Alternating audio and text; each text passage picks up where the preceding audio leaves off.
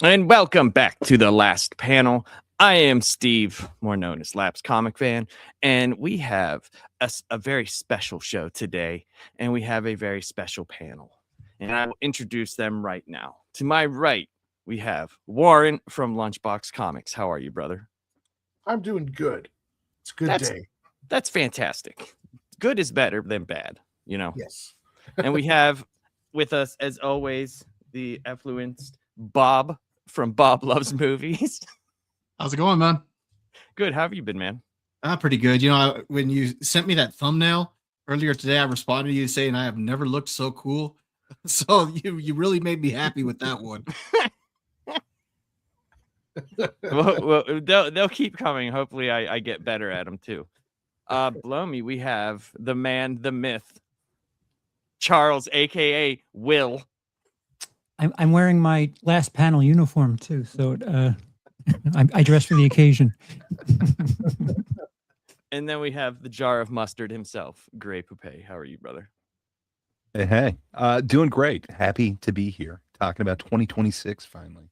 I feel like there's too much 2025 talk already. Let's talk about the future. There has been a lot of 2025 talk. You'd think no one would want anything to do with it anymore. That doesn't seem to be the case. But here on Last Panel, we're always looking forward. We are forward thinkers. Just because we can't remember what happened 5 minutes ago. So, or at least I can't. Neither can I. But today we are going to talk about what we are looking forward to in 2026 in terms of releases for entertainment in movies, streaming series, TV.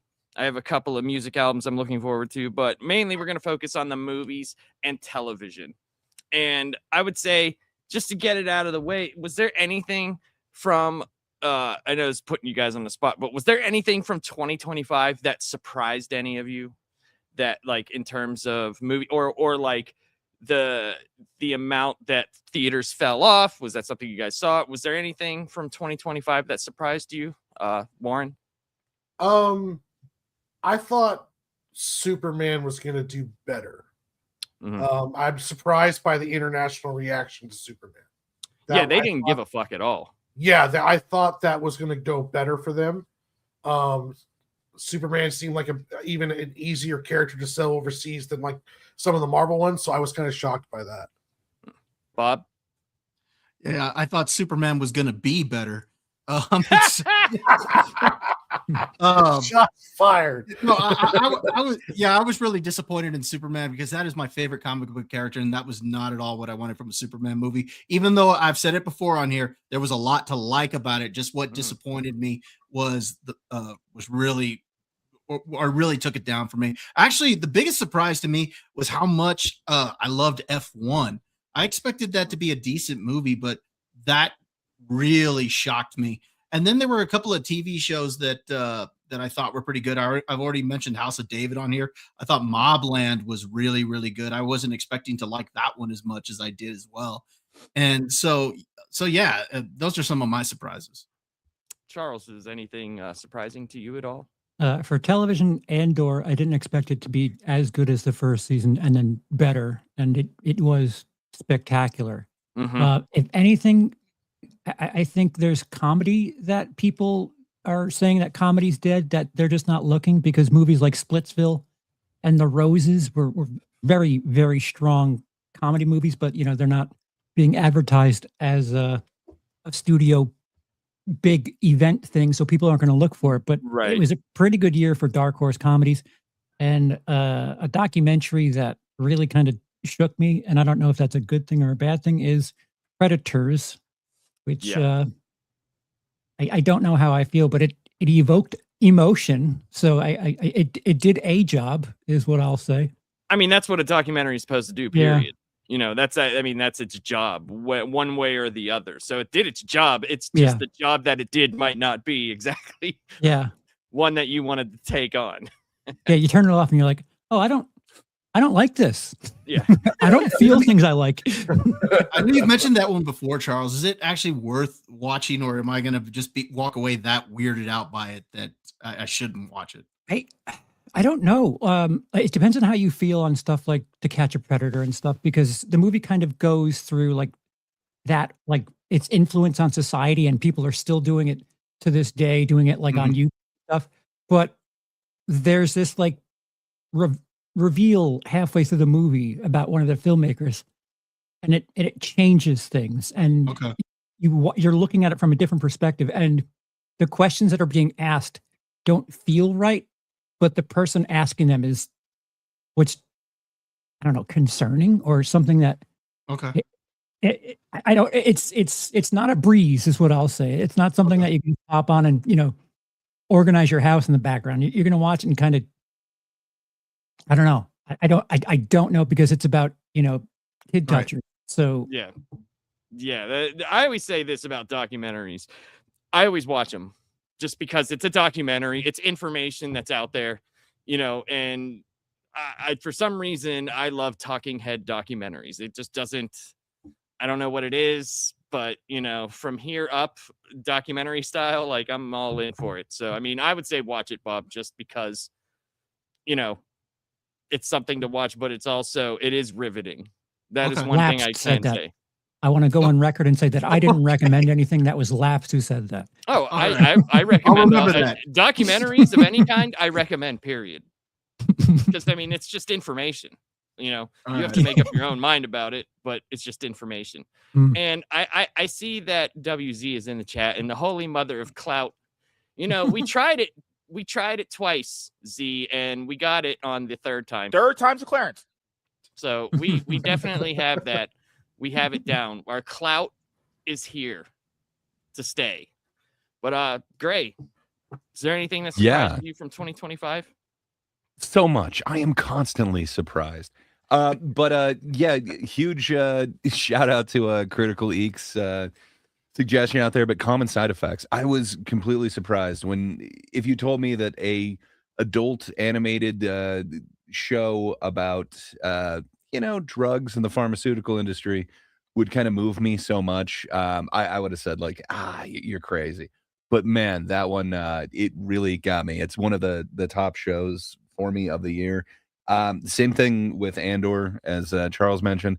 And then I don't know why the fuck I just like blanked on it when we talked about like the best things that we saw. How dare you, sir? You cannot police my language. But man, Pluribus, like none of us talked about that. But man, it is this crazy little show that I don't think it's coming back in 2026. I highly recommend seeing it, especially Charles. I think you'd get a kick out of it.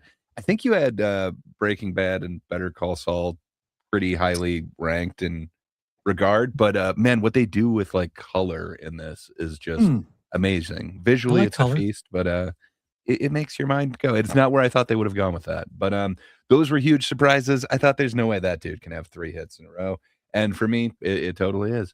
But I guess the main thing was kind of movies were a huge surprise to me. There were a bunch of them that I thought I was gonna love and just absolutely hated, like The Smashing Machine. I don't hate it, but I thought, how can a Safdie brother make something that I'm not going to enjoy? I just totally expected to like. I totally understand that one with you, especially since I knew Mark Kerr's whole career. Like I've been watching, Pride and stuff like that forever, and it wasn't necessarily the story; it was more how they built around it. I just didn't give a shit. Well, and I love the documentary. So it's like, okay, so you're just going to like fictionalize the documentary? Like, okay, let's do this. And for me, it just didn't work. The other one that I thought was going to be amazing, because I thought it was a Jordan Peele horror one, was Him. Just, man, I thought that was actually going to be something. Last year also started off with The Wolfman, Lee Winnell's one. I thought that was going to be something, and it was just absolutely nothing. And then there was a Mel Gibson film.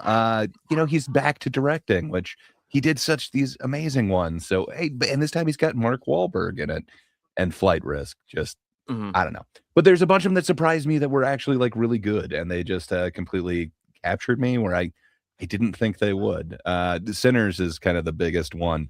Just, if you got a high budget, somewhat vampire, somewhat period piece, man, I wouldn't have thought that would kind of capture my imagination, but it really did. There's one question I do want to address since Yeah. before I forget. Adam Buskirk asked, he said, it's not listed, but Laps, do you think Legend of the White Dragon has a chance to come out in 2026? I don't, I don't know. The last update I heard on his estate was there was a difference between the daughter and the guy who originally made the movie. So I don't know. The best thing to do is to go to Jason David Frank's I don't know if it's his website or whatever, but there's a Instagram channel that they take questions and it's been addressed. So I haven't looked in a while. I would say it has a better chance this year than it did last year. That is all I'll say. So I don't know everything that is being worked out in terms of all of who has what. I don't know, since his death obviously was just a tragedy and just came out of nowhere. So I would look into that. I know Instagram is where she does a lot of stuff, and that's what I would look into. But okay, so sorry, go ahead, Gray. Yeah, I guess kind of the last thing is I never would have thought that I'd be interested in K-pop Demon Hunters, but man, that thing, I don't know what it is. It's got earworms in it. The animation is just beautiful. It's way more entertaining than it deserves to be. So I guess those were my biggest surprises. Other than that, there's a bunch of films I thought I'd hate, but I ended up liking, and vice versa. Yeah, my biggest surprise is the surprise of people being surprised at how awful the movie theaters did. That's With the surprising. rise of on demand, like with certain, and they people, it's the same way. If you guys remember when iTunes had first started and people were big into music, they're like, well, I could just buy a song. I'm not gonna who's just gonna buy a song, well, with technology getting as good as it is, like, I mean, besides people that love to go to the theater, right, which that's a thing, that is a thing. And those things, I could literally go upstairs, put my VR headset on, and it feels like I'm in a movie theater, and it's 4K. I watch videos on Netflix all the time, just laying on my couch, Is looking at that the sun. more comfortable than the damn 3D glasses? Because I hate those at the theater. Yeah, the PS VR2 is very comfortable, but the MetaQuest, the newest one, I think it's like the 3XD or something like that. That one's really nice, dude. And surprisingly, for as much as it can do, you just have to buy space, like, buy memory. It plays all the games that are great, and you can run your app straight through it. So, I mean, I use that all the time. There's times where, like, my wife is asleep. I just put the headphones on and just put that on and lay in bed. And I've watched TV shows and movies and never had a problem with it, like, hurting my nose or like the back of my head or anything like that. So yeah, I use it all the time. But I mean, that's something you'd have to invest into. I did a lot of looking, and I did a lot of stupid stuff by buying tons of VR headsets, and I don't even use like half of them because I'm an idiot. I think That's in a the last. good. Go on, Greg. Oh, sorry. Go on, Charles. No, Nope. please. I called it Charles, first. after you, sir. Dibs, go. It just seems like that would be a fun experience, but man, I wish you could get other people in there, because just comedy, man. There's nothing like comedy with a crowd, and same thing with horror. Okay. Just man, it plays so different with a crowd. But I understand it looks amazing, and it's like you got a theater experience. So with the Oculus, there are apps and pirated things that you can do where you can share and talk to someone while you're watching the same movie. What? Yeah, there are. Then I've done it with my brother and his son. So we were watching the same movie at the same time, and it was cool. I could definitely see that kind of killing theaters if groups of people could still kind of get together. But I don't know. There's something about being around strangers, but like I don't know, what would you call that? Like communing through either. Yeah, the theater going experience is a real thing. It is a real thing. There's no taking that away. But we also have to look at the layman fan. The is he gonna walk up into the theater and pay for it? Is that fair weather fan going to do that? Because there are people like that love to go to the theater. Bob is one of them. I know Bob loves going to the theater. That's his thing. I know you like going to the theater. So, But guys like probably like me and Warren, if we had the choice, and Charles, if we could just see it the first day in our house, yeah, exactly. I'm pointing out. Well, I'd just sit up there. you got like Predator Badlands is on video on demand now, and Disney it has a higher price than what normal movies do. So Disney's doing $24.99 to rent, $29.99 to buy.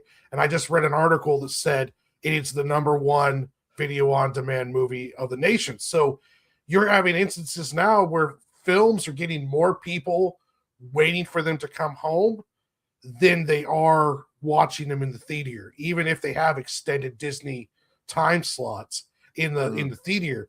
So it's like you're starting to see that trend, and it's the big reason why theater windows are shrinking, is because more people are willing to watch it at home. And I don't know what like Amazon or Xfinity's cut of a Disney movie on demand is, but I know it's going to be better than the theater. So I think that's where I have to say, I love how you say theater. The theater. the theater. It's phenomenal. Yeah. I've never pronounced I've been digging that it, way. man. I love it, by the way. Well, even if they're going through like a VOD service or Amazon or something like that, when they charge $25 for one sale of the movie, even if they gave them 20%, 20% of $25 is what, $4? Meanwhile, a ticket price is $15. So you're getting 60% of 15 or 80% of 25. You'll take that every time. Yeah. I think technology has made not just movies, but a bunch of socially shared experiences a lot easier to not be next to, like us right now. We're all thousands of miles away from one another, but we're here doing something that can be called a social shared experience, but we don't have to sit next to each other. Like, I don't have my pants on. I'm going to shit my pants right now. It doesn't matter. I don't have to worry about offending you guys. Well, Kind of offended. Charles, you have brought new light to this conversation, but continue. But like, not just theaters, but like gaming, there used to be like these LAN party things. That's kind of a niche thing. It just seems like things that people used to go and do is more of a niche experiment now, where you really need to be a purist to have that be a thing. Drive-ins like really aren't that much of a thing anymore. I remember when I started working at a theater, drive-ins were, on their last gasp. I think theaters are going to be in that same realm soon, where they're trying to put everything at the theater, where it's competition for like an amusement park. Like, I don't know why people are putting arcades and table tennis at the movie theater when the movie should be, the main event for all of that. It's very odd. At Renato Ike says, it's like radio. Theaters will always be there, but it will be way less common, and as consequence, the film industry will be very, very weakened. Well, it depends. The film industry itself, it depends on it's obviously going to be a new market. It's going to have a new share, a new contract's going to have to become like, there's going to be new things for it. I highly doubt that the cuts and the shares, while the theaters are still prevalent, is the same as it's going to be if theaters go away. Like it's got to be something different. There's going to be different. I think it would make, if I had the chance to watch the movie the first day, I, like many other people, might take that risk of paying $24, $25, rather than going out.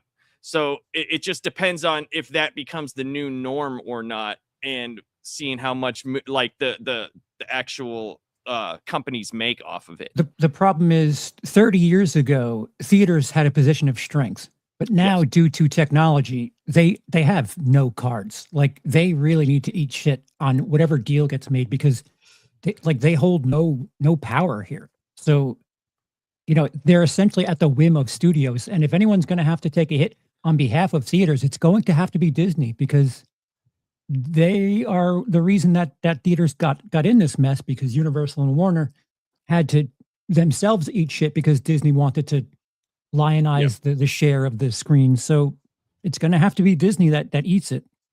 Yeah, it's definitely something to see what happens in the future. We'll keep tabs on it, but it's a crazy experience the way that the world is moving. But all right, let's get into it, man. We'll start off. Let's just start off in movies, I guess. Gray, what do you have as some anticipated releases of 2026? It's a good one. I like All that. right. Yeah, That's a nice, good. nice. That's a good movie. Damn it. Thank you. I thought it was a really well thought out response. And then when I heard that feedback from you guys, I was like, well, it wasn't that good. So thank you for letting me know that I had muted myself again. Yeah, I got like way too many on here. Like it seems like it's a really stacked year movie wise. Just January alone, I really want to see 28 Years Later, The Bone Temple. It seems like it is so goddamn polarizing, and that is really what I'm kind of looking for in a film. 28 Years Later, The Bone Temple. If John Holmes was alive, sounds like a great comeback movie for porn. Dude, Bone Temple Pilots. It sounds great to me. So also today, No Other Choice, which is the same dude who did Old Boy. It finally got released in the US. Really want to see that. The Rip just got released on Netflix. But there's some other ones coming out. Forward to that, yeah. There's some other ones coming out this month that seem kind of interesting to me. Return to Silent Hill. Nobody's talked about that, but the one thing that I gotta see about it, it looked like they got the tone right. I don't know if they're gonna fuck this up. I know nothing about it. Well, it's rated I'm R. kind of excited for it. So that's cool. At least it's rated R. I mean, not that makes the biggest difference, but I've noticed, like, as opposed to PG-13, like horror style movies, when it's rated R, at least, like, I don't know, it feels like more can happen. But Big Papa Musk, he outdid you with if you're gonna make Bone Temple Pilots with John Holmes, I think you got to call it 28 Inches Later. I mean, come on, man. Oh, yeah, that's true. It adds yeah. So yeah, I don't know. There's this weird ass musical that'll finally get wide release, The Testament of Anne Lee. It's a weird ass one, kind of a female messiah thing in a musical.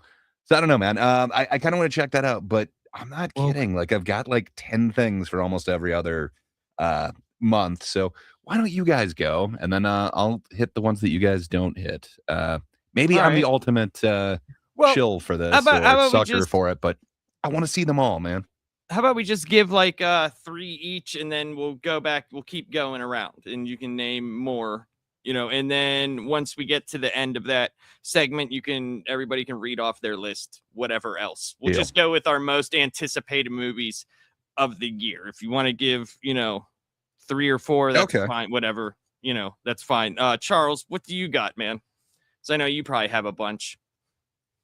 Yeah, there's a movie that I guess we had the chance to see in October, but things fell through, and kind of the darling of Fantastic Fest for a reason or two, and it got bought by Blumhouse and is being released in May. It's called Obsession. If anything, I'm just further intrigued because I was like on the doorstep ready to watch it, and there's a bunch of things that I did see from Fantastic Fest that have just kind of like trickled out, but this thing got bought by the name in horror and is getting a May release date. So I remember my friend Cody who saw it. He said he said that and Primate. And Primate was rather gnarly, if I do say so. Obsession is one of them. The Christopher Nolan film, like obviously. Was Primate worth it? Because I didn't see it and I want to. Well, okay. You know me a little bit. Would I think it's hilarious? Yes. Oh, yes. Okay, I got to see it. Okay, cool. All right, because I want to see it. There's just something about a monkey that just tears people apart. Is just in hilarious to me. They go all out with the gore too. So fantastic. There's like faces that get ripped off. It's you'll have fun, I guess is the word to put it. That's good. And a movie that I didn't get a notification on. I helped fund the second one, but apparently there is a Super Troopers 3 coming out this year. Apparently. Indeed. Huh. It's August, supposedly it's August 7th, but we'll see. Yeah. I literally was part of the crowdfunding thing for the second one. And it's weird. I didn't get an email for that. So couple of dark horses, a couple of well, Christopher Nolan's movie is not a dark horse by any means, but some things that I've got circled, if only for reasons that I probably won't hear about them publicly. Then I found $20. Based. I love $20. I also have a bunch of them on there. I want to jump in, but let me not be greedy. What about you, Warren? What do you have looking forward to movie wise? Well, aside from the obvious big ones like Dune and Avengers and Supergirl, I'm very excited for Clayface. There's one 100%. called, what is it? I'm trying to remember. It's The Death of Robin Hood with Hugh Jackman. I saw the trailer for that, and it's like a old man Robin Hood retelling kind of deal that looks really good. And then I want to say it's They Will Kill You. It's an action movie about a maid in a hotel, and they're like trying to kill her. But I love action, like these revenge type John Wick action films. So even I watch all of them, whether they're good or bad. It's The Wrecking Crew. It's one with Batista and Momoa, but I think I don't know if that counts. It's going straight to streaming. It's an Amazon movie. I mean, it's a movie, It so I counts. mean, yeah. That one's a buddy cop film, and it looks funny with lots of good action. So those are the ones I'm kind of looking forward to that aren't like the tent pole everyone's anticipating type. cool. Oh hell yeah! I have Hey, Bob. well, before Bob goes, I am making an effort this year to see a lot more stuff. I'm going to watch more TV and see more movies. So that is one of my goals. As opposed to the 5 movies I watched last year and the one TV show that I watched. I need to see more. But go ahead, Bob. What we're doing, Bob, we're just going to name like 4 that we're really want to see through this year for the most anticipated. Then we're just going to go over our lists after we kind of talk about everything. Oh, okay, because I got a lot here. So, but I mean, if we're just going off of 4 that I'm really interested in, the Odyssey would be my at the top of my list as the one that I'm really looking forward to the most.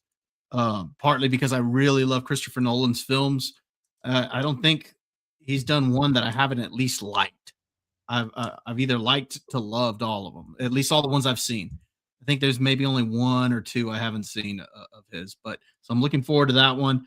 Dune Part 3, I'm looking forward to. I'm not sure yet if they're calling it Dune Part 3 or if they're calling it Dune Messiah, but I am looking forward to that one as well. Just out of sheer curiosity, because my hype really isn't that high for it, but Avengers Doomsday, just out of sheer curiosity on that one, I've got that one hyped up. And then Michael would be probably the next one on my list. I'm looking forward to seeing the movie about Michael Jackson. So I thought you meant that goddamn movie with John Travolta. They're making The Angel. Michael the Angel. Yeah, That's Michael exactly too. what I thought. Is it Michael too? The Jacksoning?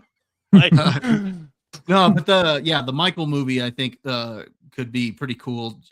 Just having grown up listening to his music and stuff, and I'm curious to see exactly what portions of his life they're going to touch on.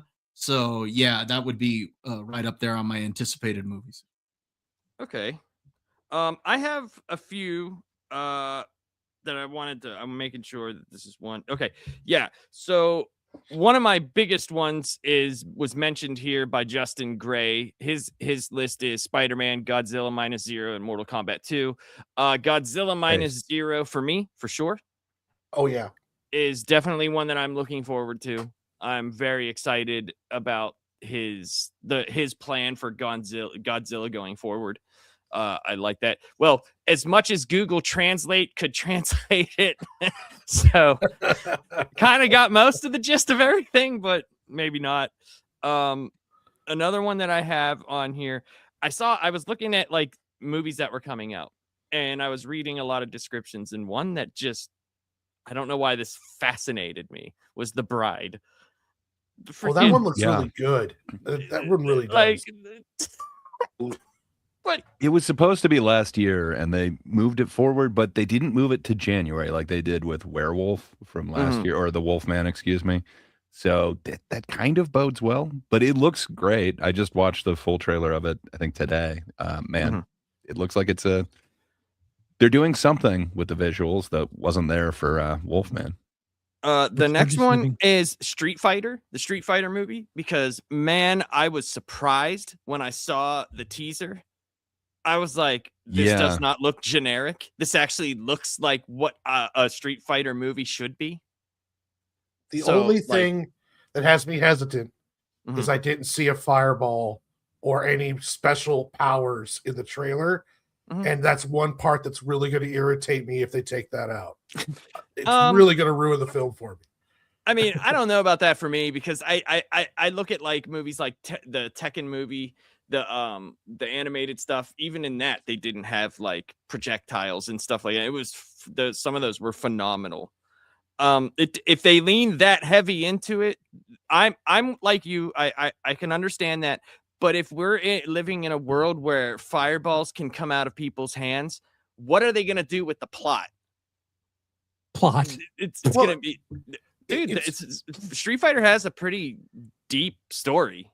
I mean, it's not just but like if you have a world where, in a movie where fireballs are coming out of your hands, I mean, it's gonna, I don't know, might be ridiculous, but I do hope they keep it, because I would like it. It's one thing for me, like with the Mortal Kombat 1, like they spent way too much time explaining how people can do stuff. I'm like, this is like a superhero movie. We don't need this long explanation on how to do stuff. The guy has robot arms because his arms were blown off and the government put robot arms on there. That's all I need. Don't need to know that. He's a thunder god. Yeah, I don't need to have some big explanation and exposition. I think they really undercut on like the audience and target for that. Like, if I'm going to go see a Street Fighter movie and there's not a Hadouken, then what's the point of watching a Street Fighter movie? Like, it doesn't. It's a superhero age. We're there to watch a movie. We know what it is, and if we're not going to see a yoga flame, I think there will be. It'll be in there. Yeah, I think the trailer was just holding it back. When I don't remember when it was, about 2-3 weeks ago, over on Dad's Turn to Talk, we were talking about some anticipated movies, and somebody else brought up Street Fighter, and somebody in the chat had a pretty cool idea. I don't think they would do it, but the idea was that they have different endings to show in different theaters based on a different character winning, and just whichever theater you went in, you were kind of surprised, kind of like what they did with Clue, how it had different endings depending on where you saw it, and so you were getting a different experience. I thought that'd be kind of cool, because if you played the game, depending on what character you were playing with, the ending was going to be a little bit different. There will. I will almost 100% guarantee you there will be Hadoukens and Yoga Flames. I mean, Blanca's in it. I mean, he's gonna be barrel rolling across the screen. So, I mean, sometimes with these films, the directors or writers or whoever's in charge really like stresses out for some reason. It seems like, because they spent way too much time in Mortal Kombat trying to explain how Scorpion does what Scorpion does and how these people get abilities. It's just like, no, it's not that hard, guys. We can suspend belief. I'm not going to leave the theater because I don't understand how Kano shoots a laser out of his robot eye. No, instead we've got some kind of weird ability thing. I get it's like I get the Scorpion thing, but I mean, like, I don't know. Maybe I thought differently about it. I didn't think it was that much spent on it, but I mean, the other thing is there's some of the things that they did in that Mortal Kombat movie, like they get on a boat and they go to space. Space boat. Okay, that's you want to explain to me how I'm in the water and then at some point I'm in space somehow? Oh, all right, if that's fine. Laser eyes. Yeah, well, that's right. It's like, if you're gonna worry about shit, worry about shit. Well, like, if you're not, just don't. Mean, like with Jax, don't you need to know how Jax got his arms? Come on. Like, Jax's arms get froze off in the movie. Spoiler. And then he goes to this monk temple, and they build him robotic monk ones that are made out of wood. and then with the power of friendship and belief, they become robot arms. And I'm just kind of like, Based. you guys can't even just say, no, the military slapped robot arms on Oh, it, and it was I don't know. He just the has new robot one. arms. not the Yeah. 1995 one. No, That would the have other 95 problems. one was better than the newest one, or the newer Yeah, one. I was going to say think. I don't remember Zach Jackson in that movie. All right, so But I he was was in thinking the the wrong one. sequel. Yeah, And I they was just thinking the gave wrong him one. robot arms in the sequel, except they were sleeve ones that went over them. Then he used the power of self-confidence to take them off and beat Mintaro. So yeah, there's a lot of problem with those movies. Yeah, there definitely is, but I don't know if it's worse than the 1995 one. Yeah, I was mean- thinking about the wrong movie. Come on, you got the Paul split. W. Yeah, Anderson. I am on board with you that I like the 95 one better just because it's ridiculous, but yeah. I It's mean, got the Highlander in it. I mean, how could you not like it? There can only be That one. was such terrible casting. but the last one I have on there is Super Mario Galaxy. Oh yeah, that was gonna be Very good. much looking forward to that. I loved seeing the first one with my son. We had so much fun. I let him be a complete asshole. I did not care because there was like, I went to the theater up on there was like 4 people in there. So they were, all the kids like were running around throwing shit. Jeez. Oh, it was great. It was great. It was so much fun. teach 'em They were young. jumping up and down, dude. They were jumping and doing Mario stuff. I was like, yeah, this is awesome. So he was ready for Chicken Jockey then? Dude, Chicken Jockey, that was, I didn't, thank God, have to go to that because my wife did say it got ridiculous in that theater. So I was like, Yeah. well, at least I don't have to go to it. And so there's that. The theater's back. Theatra? I don't pronounce it correctly. The there's theater? Yeah, that's it. Yeah. There's a bunch of them that we didn't mention. Kind of some big ones. Scream 7. Nobody mentioned that. You know, Because they're nobody on to gives a Scream fuck about 7. Scream. It's Scream. Project Hail Mary has been called out a couple times in the chat. That sounds interesting. It's the same author as The Martian. It's kind of their big budget one. And then Warren, you mentioned They Will Kill You, which is, people keep comparing it to, it looks kind of like Ready or Not. It's coming out the same damn day as Ready or Not 2. So is it really? people have choices. Yeah. People got choices that day, March 27th. It's either Or Ready or double Not 2 bill. or They Will Kill You. A Yeah, double I bill. think it sounds like a great double bill to me. Have you seen the Sam Rockwell movie where he's like a time traveler? Apparently, that's So, very good. yeah, it's what is it? Good luck, have fun, don't die. It's coming that one out looks February interesting. 6th. Or sorry, February 13th. It looks amazing. So Cody, Charles's good friend, his fellow autopsy stream mate, he gave us he was able to see it for Fantastic Fest. Unfortunately, we weren't able to watch that, but he was telling us like the second you get a chance to watch that one, it has huge impact. But come on, man, you got time traveling amazingness in there. It looks great. So Gore I really wanna Verbinski see it. movie. Gore Verbinski's Oh yeah. really, really good And director. it's Sam Rockwell. I love everything. he's Yep. in. Yep. Time traveling Rockwell. Is anybody interested in the Narnia movie? Nope. Like, Yes, I really am. I so hope what they I do was the not Magician's Nephew and they just call it Narnia. That's what So I'm hoping. I was for. not at all interested, but then I heard that it was Greta Gerwig. Man, this is the follow-up to Barbie. It's going to be amazing. You all are not going to appreciate it, but man, this will be the best Narnia that ever Narnia'd. I mean, if they something. would just follow the books and do the Magician's Nephew, I think that is a great book that builds a universe, and it's very interesting. But knowing this, it'll be stupid, and I hope it's good. I hope it is, but I'm unironically looking forward to it. I wasn't until I kind of heard who's involved. Anybody interested in Masters of the Universe? I'm actually interested in that. Another Oh, God damn it! franchise Jared Leto is going to destroy. Look, I don't which think I'm it's going to be looking good, but I'm really hoping that they surprise me with this one. That's why I'm. Get you, I don't Leto. think it's gonna. I don't think it's going to be good. When I heard that Jared Leto was Skeletor, I was thinking, oh no. But I'm hoping that they can surprise me. But I have a feeling they're going to make He-Man like a complete doofus, and I don't know. It's going to be I better got a than bad the feeling Kevin about it, Smith but I'm one. still You hoping. must listen to my discography, He-Man. Like, Can you imagine how annoying Leto is on that set in like full Skeletor mode the entire time? God, dude. Just There was a good 5-year stretch where Christoph Waltz was like the villain for everything. Why couldn't he be Skeletor? He would have been great. I mean, Frank Langella was great as it. I think Christoph Waltz type could also pull off the Skeletor. I'm in agreement with Adam here. He says he's gonna method act by actually removing his face and skin. That's a good idea. That is a very good Leto idea. He's been in a bunch of awesome things. He just had a bad run, fellas. I'm saying get in at the ground floor here. There's going to be another rise. He's like IP killer. Leto's got that X-Pac heat right now. Like he's Ben Affleck from the mid 2000s. He's got X-Pac heat.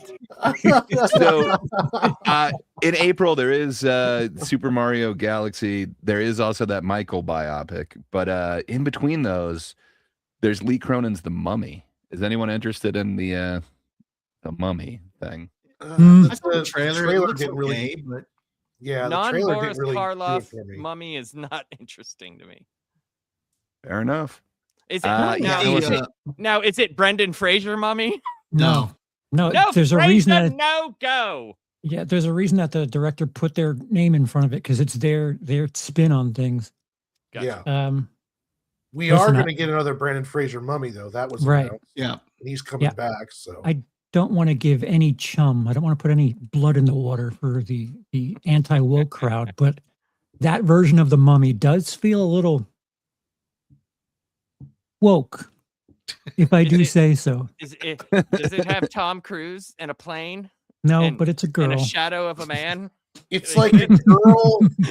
It's like a girl that goes missing, and then they find her, and I guess she's a mummy. It's kind of what the trailer was like. I'm not 100% sure, but it's kind of like his daughter goes missing, and then she comes back, and she's the mummy, but maybe it's more like a Pet Cemetery thing where she comes back and she's evil. I'm not 100% sure. Yeah.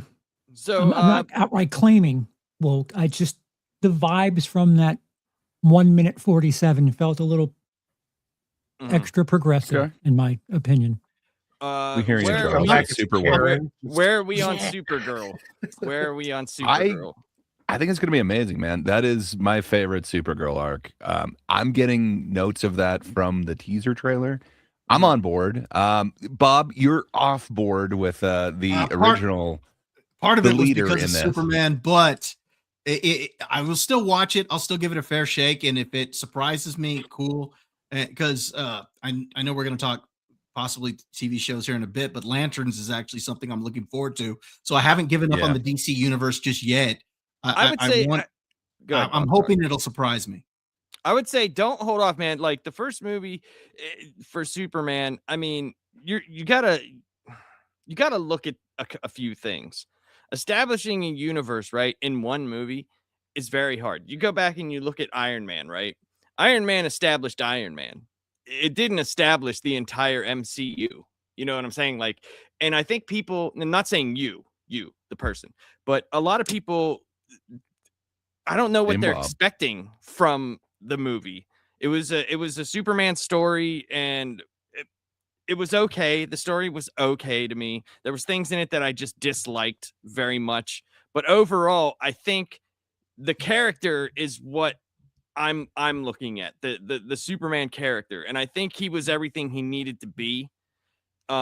They could have did better dialogue in some places, but the actual characters like Superman, Lex Luthor, Lois Lane, Mr. Terrific, I think those were done well enough to where they can expand upon that universe and make more out of it. It just, I just wish they would have done a little bit better, but I do understand where you're coming from, but I don't understand where people not like you said, not you. They feel like they have to establish all of this shit in one fucking movie. But then if they did that, they're gonna be like, oh, it was so here and there, and it was all over the place, and you couldn't figure out anything. And that's what people said about that Superman movie. And I'm like, it was like a fucking episode of the show. It was like not hard to understand at all. If anything, it was very simple.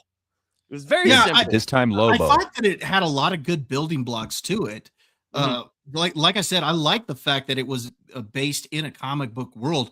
I love that there's this giant monster running around and everybody's just like drinking coffee, just like it's just another day in Metropolis, you know?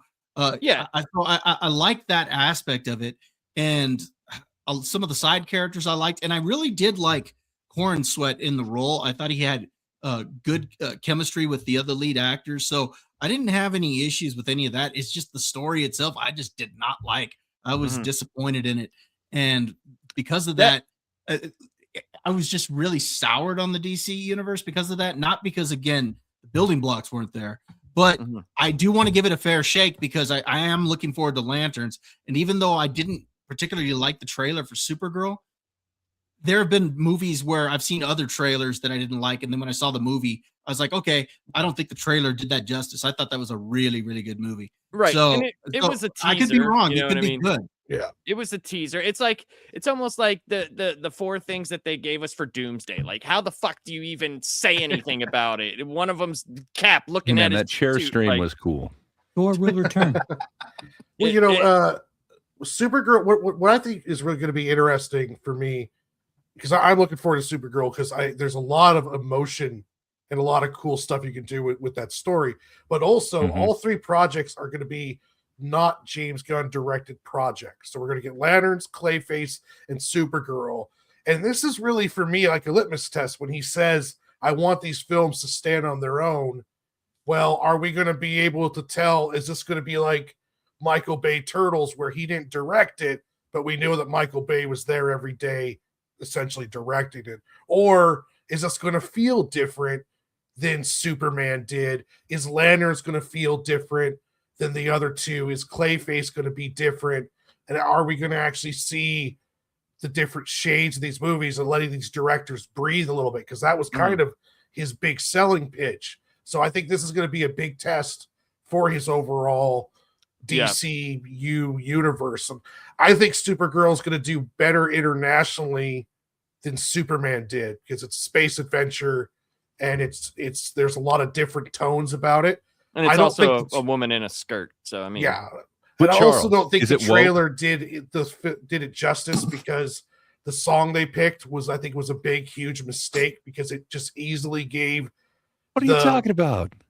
Well, it just Call me too much. It's American It gave Guardians vibes. Yeah, it gave Guardians vibes when you already have an entire group of people who are going to hate this no matter what. Those Snyder cult is like really hardcore. So you and plus 2, you want to establish, okay, this film is not made by me. This is made by this director, and I want each film to be different, but I'm going to cut a trailer that makes it look like every other film I've ever directed. Well, and it's just kind of like, that's not the song was not a great choice for this. It just felt too Guardians. I can understand that, but I also look at it this way. If you are establishing a shared universe where you could look at Captain America and Iron Man and you could say, yes, I understand that these were in the same world. Like, they existed in the same world, but they did stand on their own. So I think the world needs to feel the same, but the movies need to have a completely different feel. If they don't do that, then they're fucked. They're fucked. Which it's hard to tell what the feel is going to be from just that teaser trailer. Of course it is. True. It is very hard. We need a bigger trailer to be able to. Well, really... I think we just need to see the movie. Like, good. Oh, Charles was about to weigh in. It sounded like. No, I was going to bring up something stupid to pivot. Please go ahead, take over. Oh, he's like, I was also going to pivot. Sick of talking about women. Well, the wokeness is the thing. It makes him choke up. So that's the end of June. But man, June also has some other powerful ones. There's Disclosure Day, the Spielberg movie. That looks kind of interesting. The same day that gets released, Scary Movie 6 gets released. That was on my list. That was on my list with Scary Movie 6. Man, it's Wayans Brothers got the rights to it again, so I don't know exactly what that would put in this movie, but I'm here for it. Do you know, I thought would be great for a scary movie if they did under the scary movie, but they brought the characters from Don't Be a Menace, like they had Loke Dog in it. Like, dude, tell me that wouldn't be funny. Like that, I think that would be kind of funny.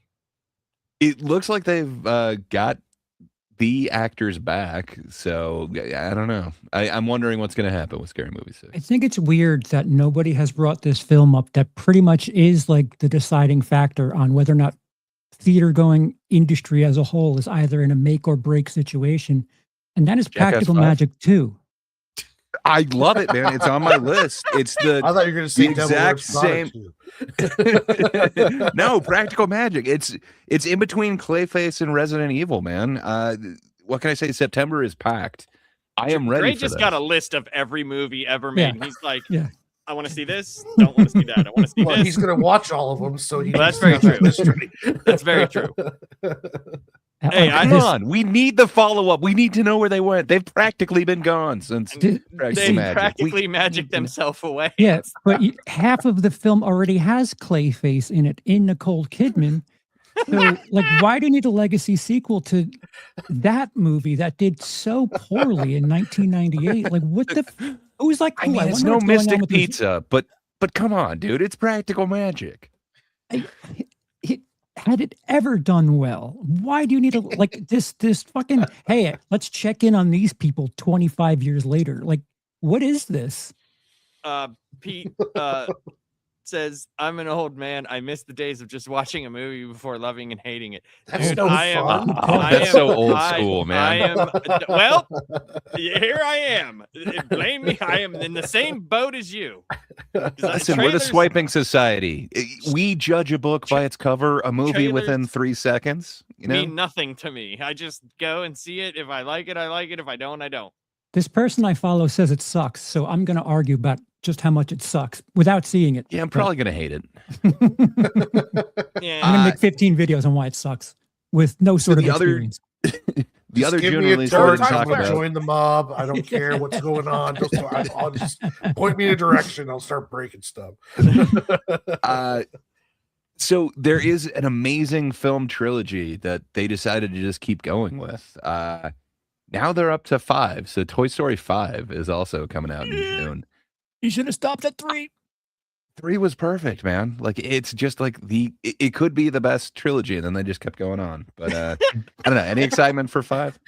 The critical drinker said it's woke, so don't go see so it, did everybody. Charles. I think Yeah. Toy Story 5 could be a breakout hit. I really like the idea of the plot. I think it resonates.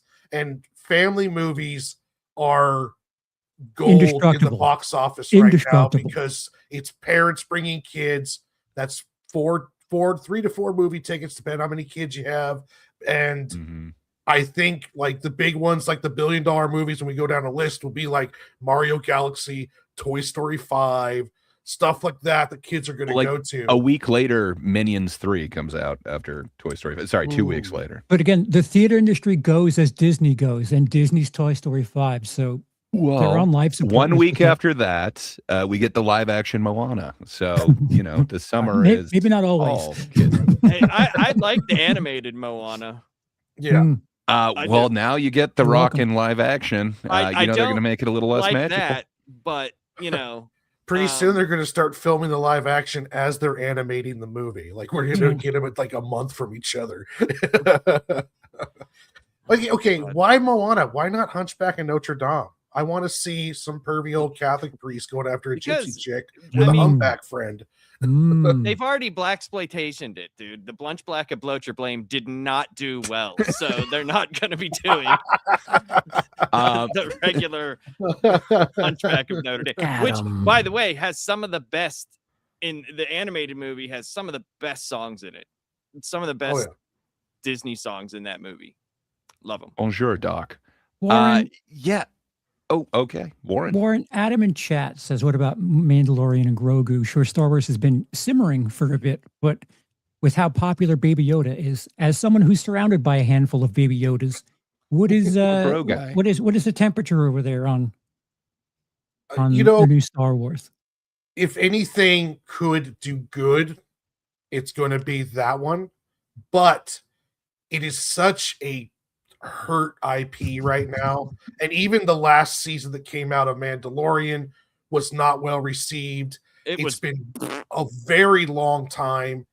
I want it to do good, but I don't know if it's enough to really to light a fire and really, like, I don't see it being $1 billion movie.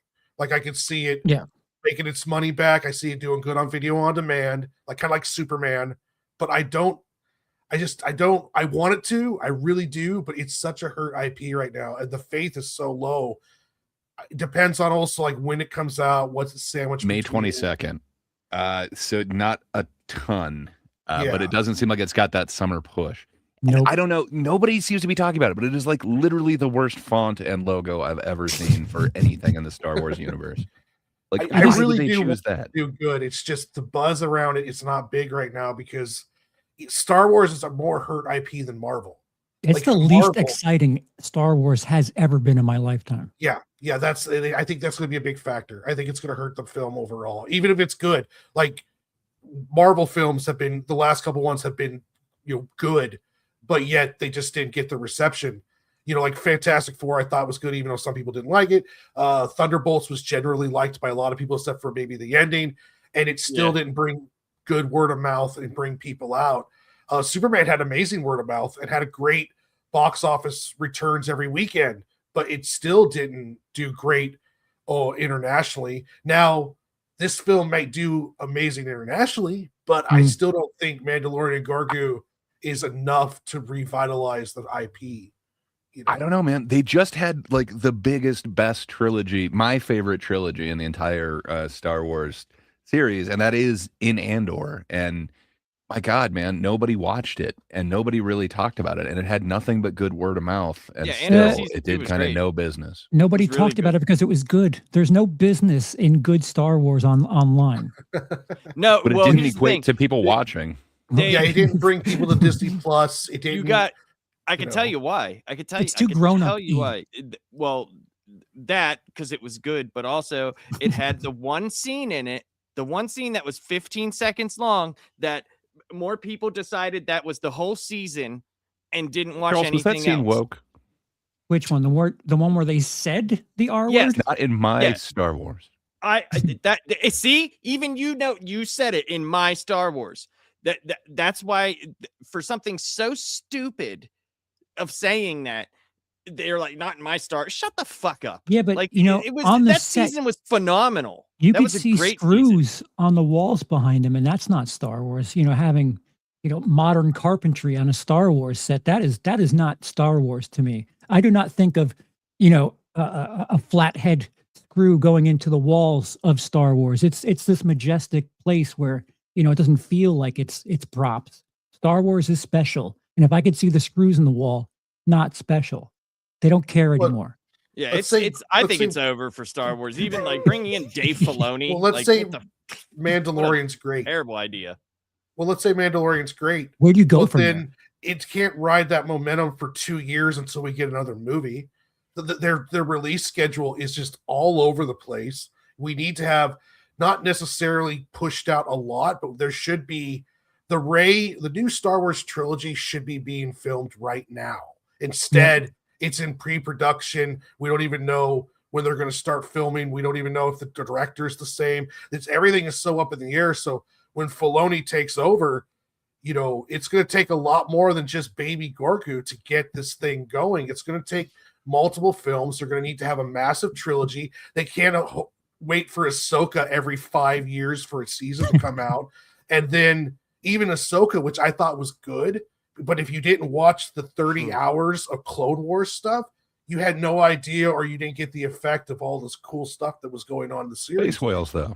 So there's a lot of stuff that it's against it right now. It needs a complete reset, like a DCU type reset where it's like, hey, everything that happened beforehand, we're done with it. We're going to reset everything and start either Old Republic, or we're going to go 1,000 years in the future where the Skywalker name's not even mentioned anymore, and we're going to start with some new Star Wars, something along those lines. Yeah, to kind of piggyback off that, kind of what I think that they should do is something kind of along those lines. And one, I do think they should just get rid of the sequel trilogy altogether because it's just not well received. Now, I don't think they're going to do that because I think there's just too much invested in it that I don't think that they could do that. But if they're smart, they would do that. And then you set the next episode or the next film is like or trilogy is like a standalone trilogy, but you could kind of have a little bit of legacy in there where like the students from Luke Skywalker, you know, like a couple of generations down the line are now training their own generation of Jedi or something like that, where he's kind of mentioned that he was the one who started this, but it's completely separate from him per se. And that kind of sets it into the future enough to where you can kind of do something new and fresh. I did see where at what is it, Galaxy's Edge or whatever, that they're actually bringing Darth Vader in and some of the original trilogy themes and ideas and characters and stuff, kind of phasing out some of the stuff from the sequel trilogy and kind of focusing on the original trilogy, which that's actually a good sign. But when it comes down to like Dave Filoni taking over, yeah, I mean, we're not going to know what this is going to be until several years down the line because, Mandalorian and Grogu is still produced under the previous leadership. You've got that, what is it, the Starfighter movie, the one with Ryan Gosling, that's basically produced under the previous leadership. Ahsoka season 2 is also. I'm sorry, I didn't like season 1. I really didn't. I liked the first 4 episodes, and then the last half, I really hated it. But anyway, so yeah, that is still kind of produced under the previous. So we're not going to really know what this is going to look like until about 2-3 years down the line when we get Filoni's first standalone project away from Kathleen Kennedy and stuff to see if there is actually a change or if this is just going to be more of the same. It's weird though, because they do have some solid things in their arsenal, like Skeleton Crew. Yes, no one watched it, but it's a solid watch for your average 10 to 12-year-old. I thought it was all right. Right, like it's not like they're completely missing every time they step to the plate. It's just trying to figure out what works and like not just throw everything known to man out there and figure like, oh, okay, this kind of works. Let's maybe work on making this better. Not throwing 50 things out there, maybe throwing 10 things out there and be a bit more focused in your approach. And plus, is Filoni going to be different? There's a culture at Disney. So like you might change your manager at Walmart, but it's still going to be Walmart. Yeah. Is this going to be Filoni being a yes man and just doing the exact same thing that Kathleen Kennedy did with the entire culture around there? Or is Filoni going to be like, well, no, now I'm in control. It is time to do the Filoni vision and move forward. I don't know. Well, I mean, there's a burning question though. How Renato Ike says, how will they waste the opportunity of making episode 10 or X? Episode X is the best title ever. Everybody knows. What do you do when you get to episode X? Spacing. It's done. You're good. Spacing, yes. Spacing versus the Jedis. That's done. Tell me that wouldn't be the best movie ever. Well, they need to make a Lucas verse where we have Indiana Jones next to Luke Skywalker doing stuff with Willow. Kills him. Willow's out. I mean, E.T. lives in the Star Wars universe. We know that. Yeah, it's true. Yeah. Good old Et. Good old movie. It was brought up Evil Dead Burn. I'm kind of excited for that one. That one. Great. You can't be kind of excited about 600 things. I am excited about all of them. I'm kind of excited, man. The Dog Stars. That one, I heard about it last year, and it kind of excited me, to use a phrase from Charles. But that one sounds interesting. It's what the hell is his name? Jacob Elordi, Josh Brolin, Margaret Qualley. It sounds interesting. Post-apocalyptic world. Virus takes out humanity. Then there's scavengers. You're kind of excited has the same amount of weight as a 5-star multi-score. You realize you need to differentiate what's Well, I really mean- exciting and like, I'm Oh, interested. you want ones that I'm really excited about? Okay. I'm really excited for Nirvana, the band, the show, the movie. What can I say? I've heard you're not familiar with Matt Johnson's Nirvana, the band, the show, the movie. Oh, it's coming out soon, man. February 13th. Yeah, I've heard nothing but good things about it, and I've So gotten like Nirvana- two different. The band, the show, the movie. No, it has nothing to do Biopic? with the band.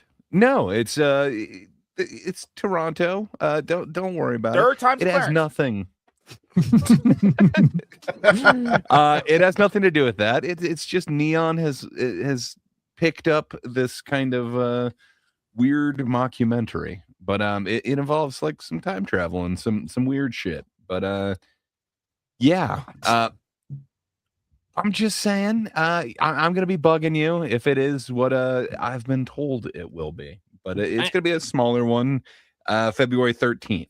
It's gonna be my Valentine's Day plans. It's on nobody's list is Spider-Man Brand New Day. That That's is actually not- on my list. God what I'm damn looking it. forward to. It's just you asked about four of them that I was really Fucking excited with about. you, dude, 'cause But I just just one read other it off one. my list. Just one other one. I don't know if anybody else mentioned it, but The Adventures of Cliff Booth. That's supposed to. I it am doesn't have a very release date interested in yet. it. Did you Yeah, I was mention gonna it? say, I No, don't that's see it. away. I was gonna say I don't see it announced anywhere, but that one really interests me, man. I love the Cliff Booth character, and then to hear it's Fincher, isn't it, who's taken over it, even though it's written by Tarantino. From my understanding, they're looking at summer, but they haven't announced if it's going to get a theatrical release or not. So, I mean, we'll see if it does. I hope that it does. And then one other one that was on my list is that new Robert Eggers movie, Werewolf, because I did like what he did with Yeah. Nosferatu. It's right at the end I of the like year, right on Nosferatu. Christmas Day. Yeah, I like And it's Nosferatu spelled too. That in was the good. the weird way to keep with Yeah, the it's like- bitch. Werewolf. yeah, Werewolf. Werewolf. Werewolf. Is So, it connected with Nosferatu? Like, is I he don't doing think a so. Eggers verse?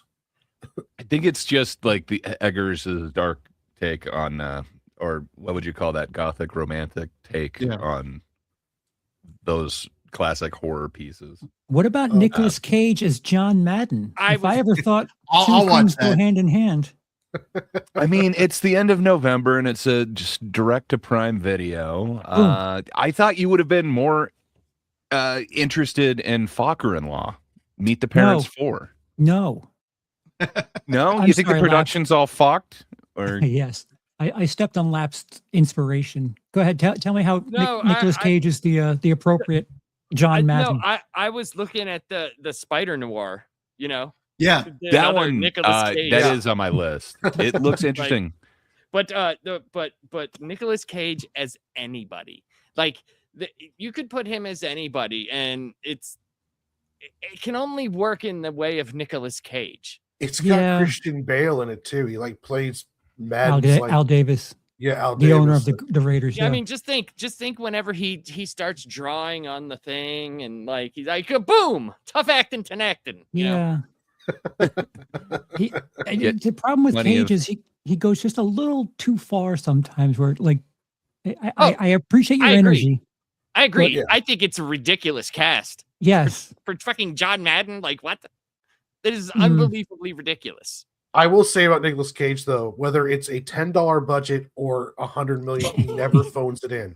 Like I've seen him in some like really cheap, like made for like YouTube movies, and he does not phone it in one bit. So you got to give him that props He's- on that. he's literally The acting movie for his where life. Where he's like in a carnival and there's like things coming alive to kill him, and he doesn't. Oh, really you're talk. it's not okay. Willy's That one Wonderland? was Willy's Wonderland, which I think Yeah. is one of his best films ever.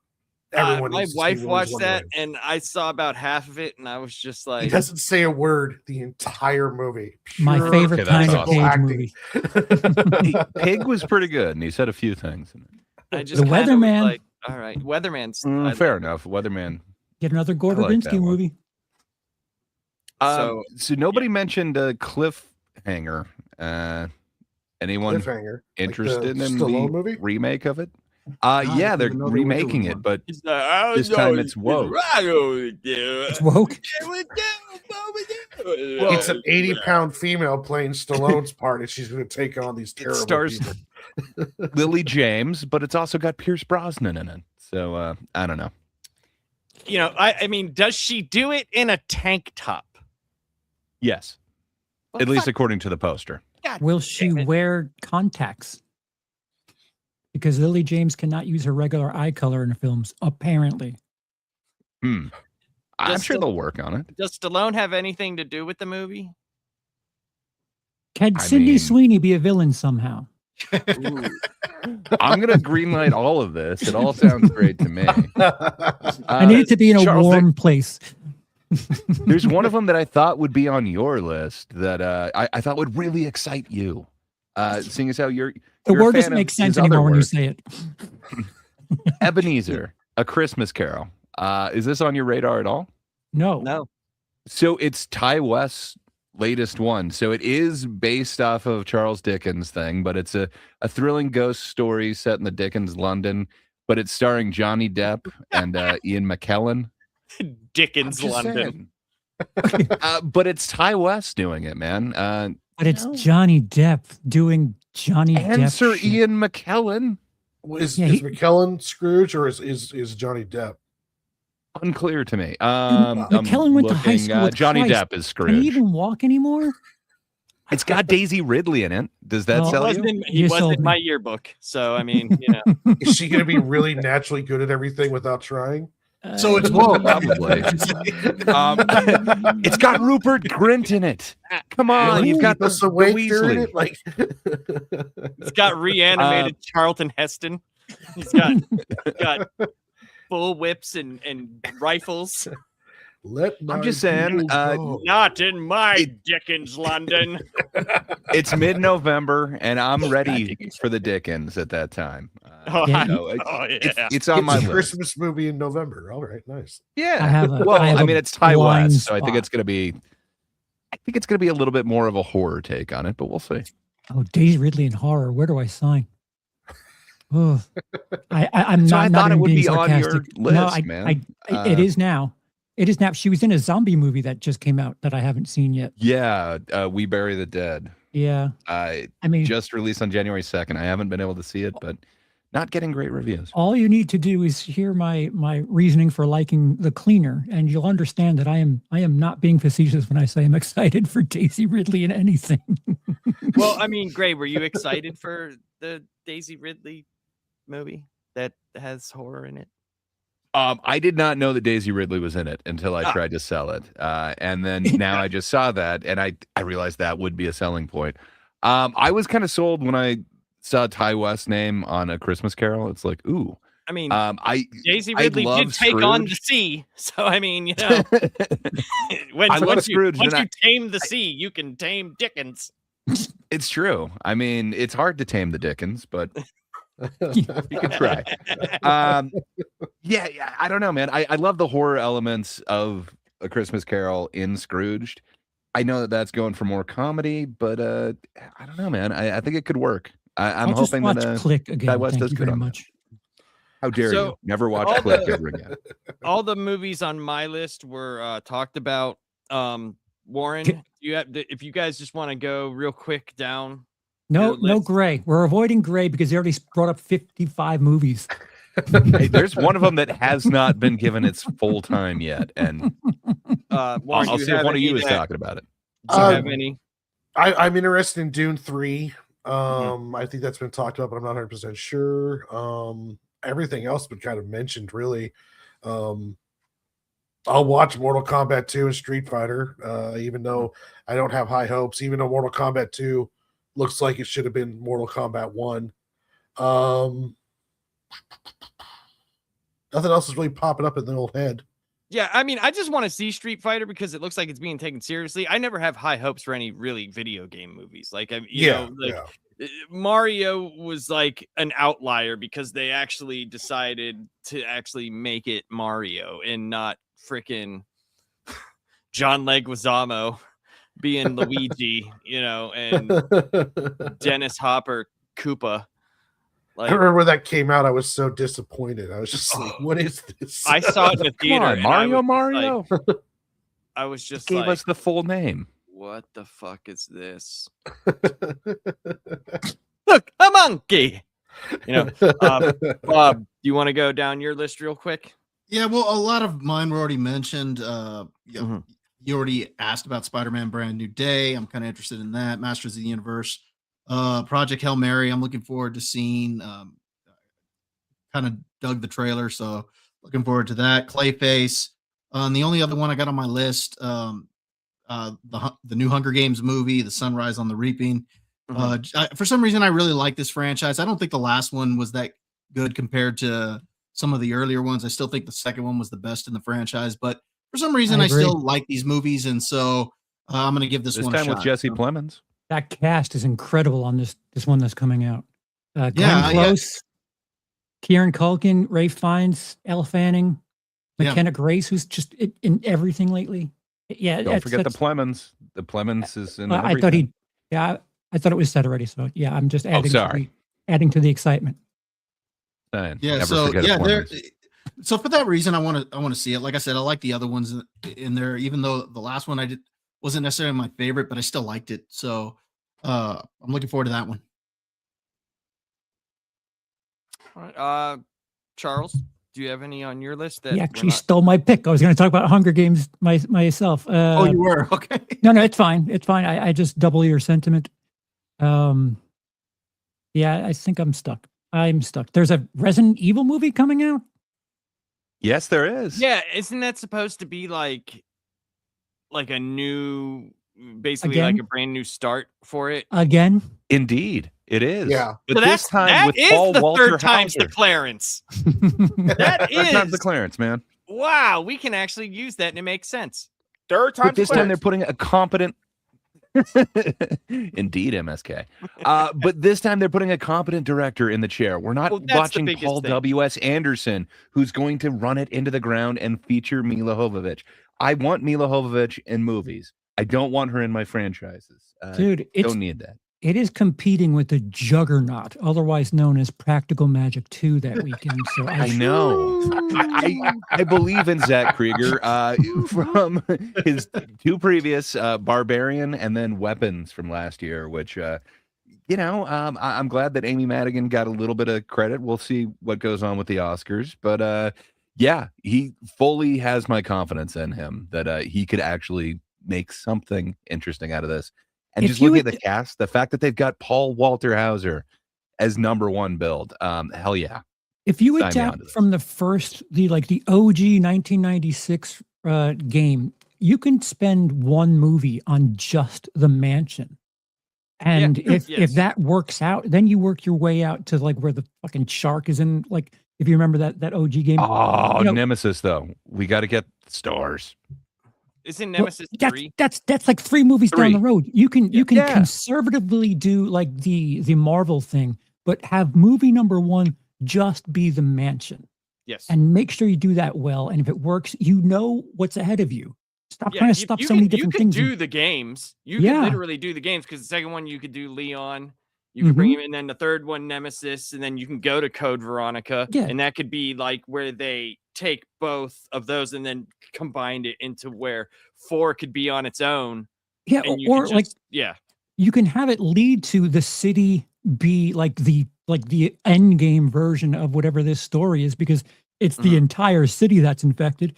Correct. Have the police station be like the next to last thing before it really pops off.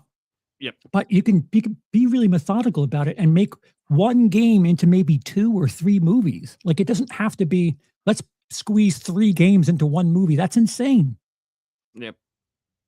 But no one's excited for Strangers Chapter 3, Big Papa Musk. No one is. I was just waiting until you were finished. That is one film that I'm not excited for. Sadly, I'm going to watch it because I watched the other 2 chapters, but there's no reason to do this. Just we were promised that is the new stuff that they wanted to bring into this franchise for some reason. But it's not going to be worth it. This juice is tainted. The squeeze feels wrong. All right, Somebody else- Gray.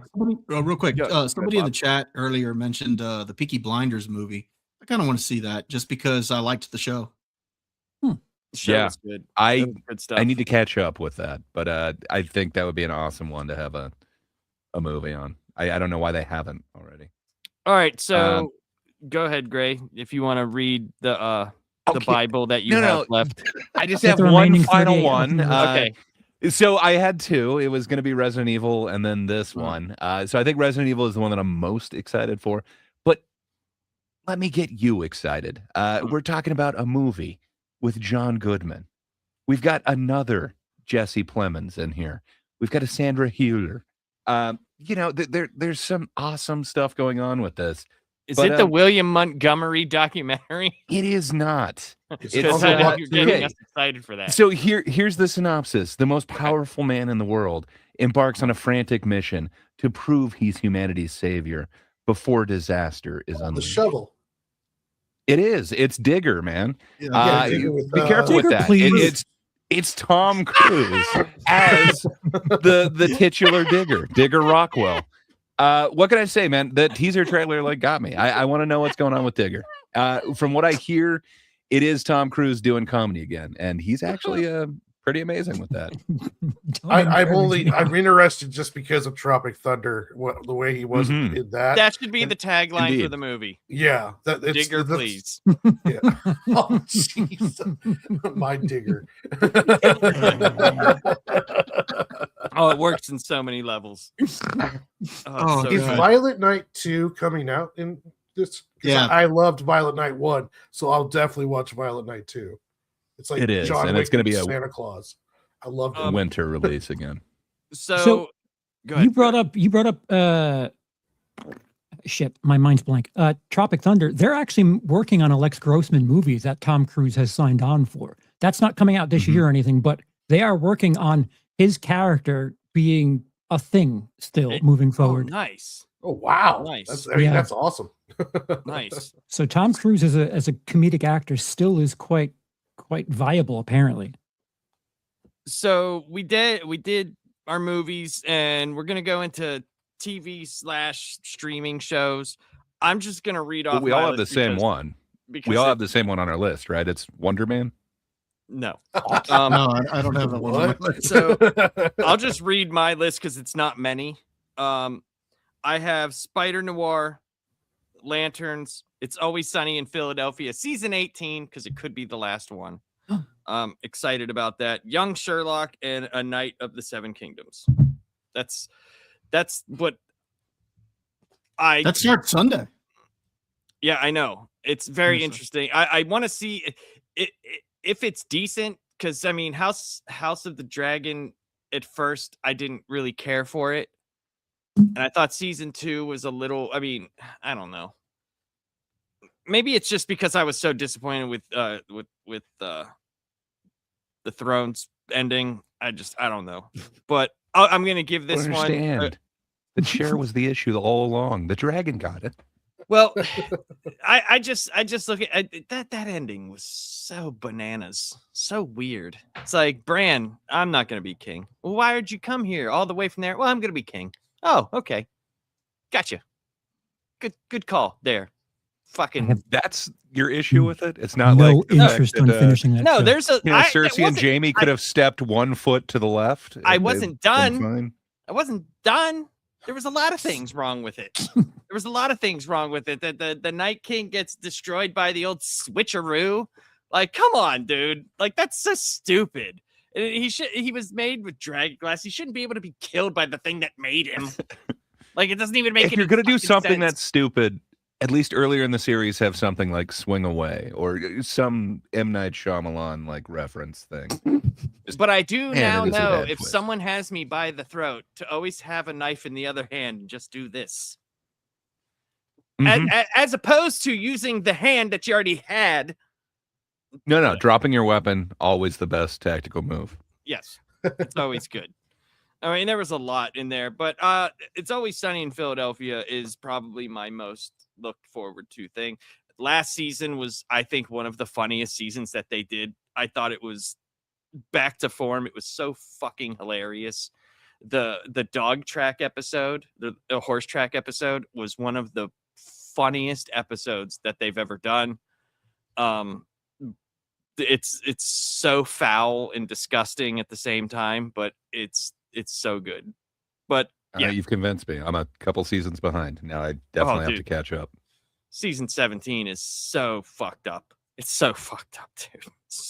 It's tough. But yeah, that, and I'm interested to see Spider Noir and Lanterns. Lanterns, I'm probably looking forward to most in the superhero genre. But yeah, but those are mine. Warren, do you have some shows or series you're looking forward to? Definitely Spider Noir and Lanterns. I'm really excited about Jujutsu Kaisen's newest season. When we're talking about if we talk about anime, No, it's Free any Win. series.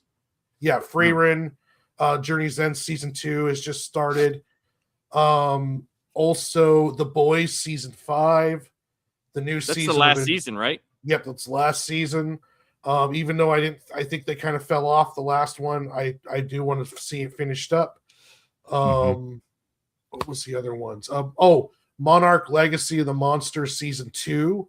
That's the Apple TV one with all the Godzilla characters, has Kurt Russell and Wyatt Russell in it. I loved the first season, and I'm really looking forward to the second.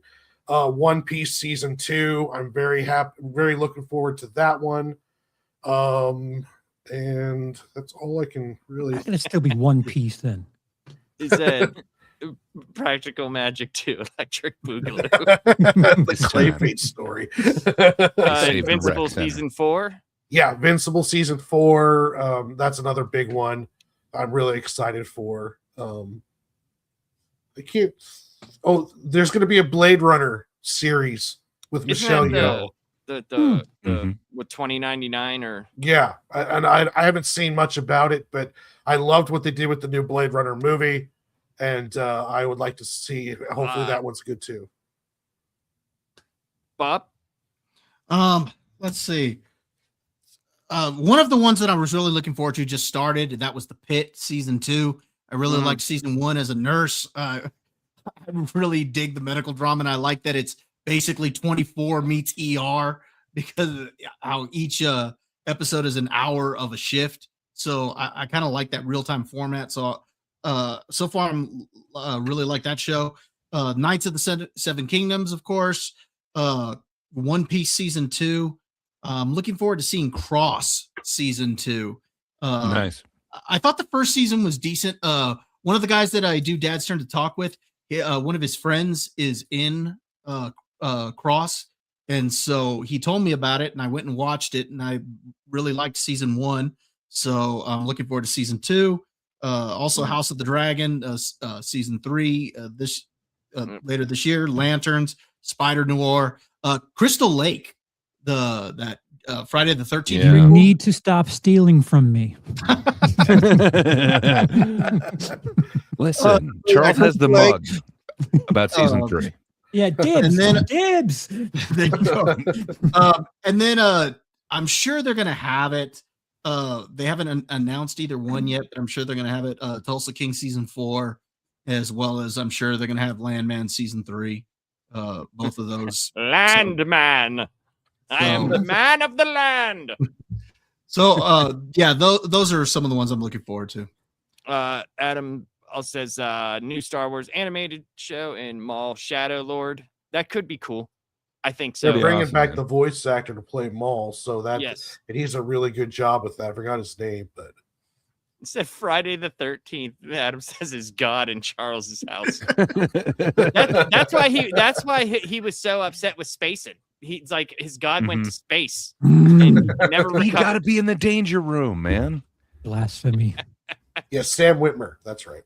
Yeah, Charles, when he played he played what's his name from in Smallville. Oh, he played Doomsday. Doomsday. He played Doomsday, and he's also playing the dark sibling in Ahsoka season 2. So really? Which he voiced that character too, I believe. Gray, who's the guy who voiced Maul in the movie in Phantom Menace? Because it's not Sam Witwer. Whitaker. Yeah, it's Sarah Fenwick. Yeah. That's who I was thinking of. And a comedic actor. I love that dude. I'll expand on Crystal Lake because as much Jason gear as I have around my house, I drink out of multiple Jason heads and I got all the merch. I'm really attracted to the idea of doing a prequel on Jason's mother. I would love for Crystal Lake to just be about what a fucking loon Pamela Voorhees is. And if they do the same thing that what was the Bates Motel, the Psycho prequel, if they could do something similar to that, I'd really be impressed by that. But I fear that close your ears, horror community. I fear that all they want is going to be like gore and kills, and I don't know how much of that you could squeeze into a multi-episode series. I would like there to be a story in the Friday the 13th universe that I could point to and say, see, it's not just tits and hits. There's actually something going on here. What do you? Ryan Murphy's kind of making it work. I'm just saying. No, he's not. No, he's not. And we still want tits and hits, though. But I agree. A good sure, story but, maybe 6 an episode. Scale it down a bit.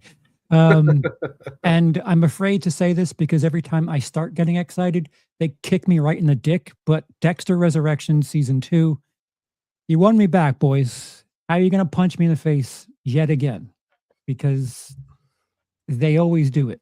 They always somehow find a way to just make the most offensive choices possible. But I mean, he's back from the dead. What else are they going to do with Dexter?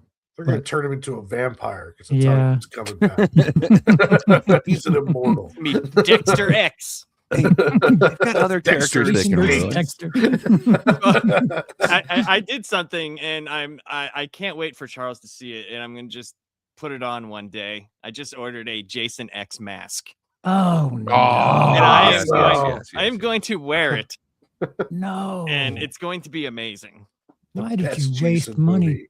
When you buy things, people think people want them. Oh, yeah. Oh, I want it. I mean, people want this. Charles, people demand this. Spacing is a great movie.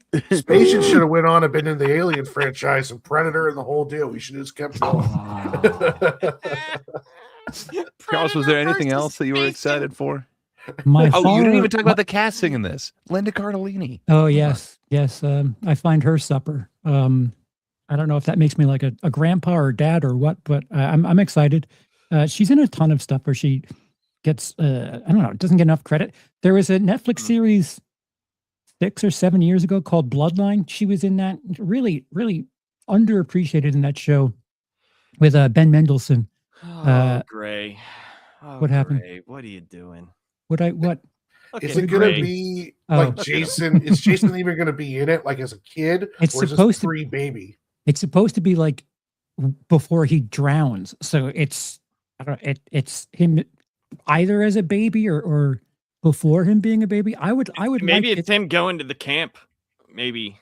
Yeah, if you want to end the season, like if you want to end the series, have it be him drowning. Like have that be the series finale. Well, what if that's the season finale and the second season is the mom going loony from it? I need more Linda Cardellini in this. Yeah, I agree with all of that. More Linda Cardellini and fleshing out the story would be swell. Somehow find a way to explain how he both drowned and was able to grow. Can you do that for me, please? Well, I mean, maybe the altar, she actually got a rock from space. And that's how you tie in everything. It makes sense. When he went to hell, they just started popping it full of TRT and steroids, and he worked out a bunch, and then he came back. That's why he's still a big baby. My horror hero is not a joke for you people to laugh at. Thank you very much. I'm sorry. I mean, I still think Jason's the best out of all of them. I get arguments with my nephew about it. Too late, Warren. It's too late now. You already said what you said. Oh, Evan Sawa beats Jason. Jason New York. That was another great one too. Come on. Dude, it doesn't get any more top tier to me than Jason X. I mean, I'm sorry. It just stop saying those words. It is like one of the best comedic movies that has ever existed. It is. It's up there with Forrest Gump for me. Now, a Forrest Gump spacing crossover. They're sending me to space, mama. And he goes up there, dude, and meets spacing. Dude. Not funny. Take my money. Jason and his mother are both tragic characters. God damn you! Why are you laughing about this? He went to space, Charles. We'll never Jason- get respect. Space, the next generation. He meets up with Star Trek. Oh, it's been long enough. We should reboot it. Oh yes, Jason X2, and bring back Nicole Kidman as a Clayface in that one too. Now, hear me out. Jason as a trans female. No. Oh, progressive, yeah. Actually, Sounds yeah, woke.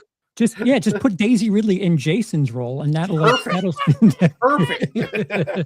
And she'll be better as Jason than Jason did. At least it's believable why she can do everything. WZ Jason as a child. See him building the crib. I have lost half of my horror audience. I'm certain of it. So if you were gonna reboot Jason, would you keep him as a kid? Because you mentioned how he got big. So let's say if you're in the director's chair, you're gonna redo the Jason series, would you keep him as like a hockey mask wearing kid, or would No. you go with the big Pet Oh, so- Cemetery. If I had control, like I'm hoping maybe someone has heard me talk and is stealing from me, but if I were to make a story about young Pamela, I would have it be that because she's a little off, she's a little crazy. She thinks Jason drowns, but she's crazy. But it turns out that Jason lived, and maybe the father, they're in a strange relationship. The father gets the kid away from the mother because she's a little Looney Tunes, and he lets her think that Jason's dead, but he keeps him off, at his place or whatever. Like they're trying to keep Jason So away then who from mom. becomes Jason? Jason, but only when he finds out that his Only when he mother finds- died. Okay. Yeah. Okay. interesting? I like But it. he's So in a she's- blind roid range at the time. Something like that. Like, she's crazy, but he's half That's of still her his mom. DNA. Yeah, Yeah. it's still his mother. Yeah. Yeah. Okay. All right. I mean, That's actually pretty. That makes more sense. It needs work, like it needs massaging, but It creates a great tragedy because she thinks he's dead, goes nuts, and then he finds out. Maybe even it's like a double lie. Like he finds out she's alive, and then what happened to her, and then he goes freaking nuts off the deep Yeah. end because of Dude. it. Because he has the same problems that she has. right, exactly. Genetics along those. Yeah, I think that would be very interesting. But if they do the Daisy Ridley Jason route, you could have the opposite scene from Sleepaway Camp.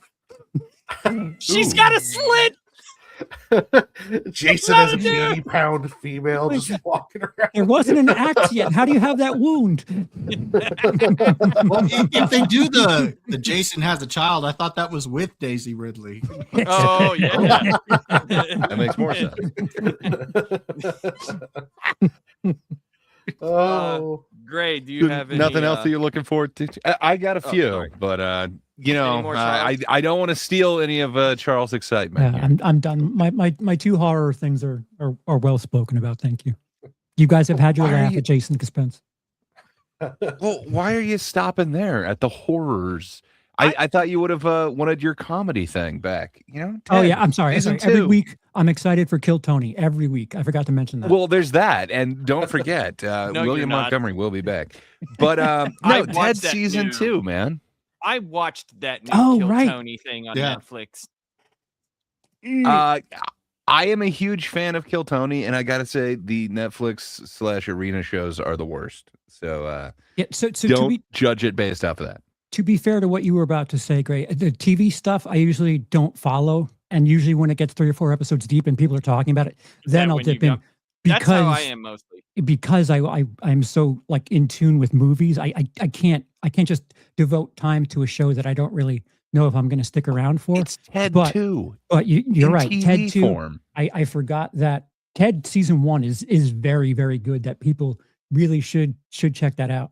But you're right, Gray. I forgot Ted 2 was coming this season. I'm very excited for it. Sorry, Gray. So- Go ahead, finish. 2 short days ago, they brought back something that I thought I would never lay my eyes on again.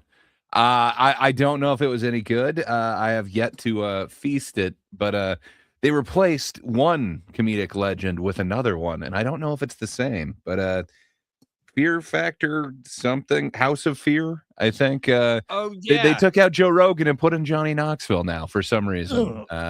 I have no clue if that's any good. I will let that stack up a few episodes and then I'll check it out. It's But, on Peacock, right? Or is it on regular I think it's terrestrial TV? peacocked. I am not Is it sure. Peacocked? Okay. I think so.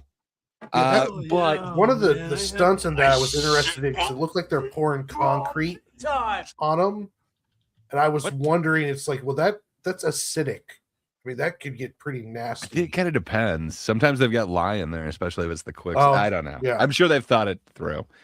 But nobody's mentioned it yet, and I don't know how you guys couldn't mention it. Come on, it's perhaps the greatest sitcom that's ever been announced for Netflix, and it's coming out in like 10 short days, just from today. Free Bert, the Bert Kreischer sitcom. You're not It's finally looking coming forward out. to this. I think we not only need to watch it, but I think we probably got to talk about it at some point. You are not So, looking forward to that. That is a lie, sir. You are lying, sir.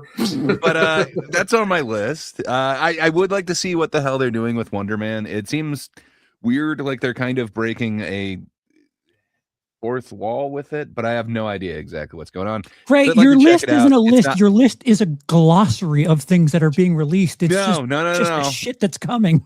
He still You don't gets understand. actual, January, I've got 3 things: Fear he still gets Factor, actual Free Bert, issues and Wonder of Man. TV Guide. That's what he's doing. He's reading 2026 TV Guide. But there's a whole bunch of them that haven't been announced when they're going to be. Like my favorite film or series of a couple years ago, they're finally getting around to X-Men 97 season 2. So I don't know when it's coming out. I'm assuming it can't be nearly as good as the first season. First of all, they took out a key element, and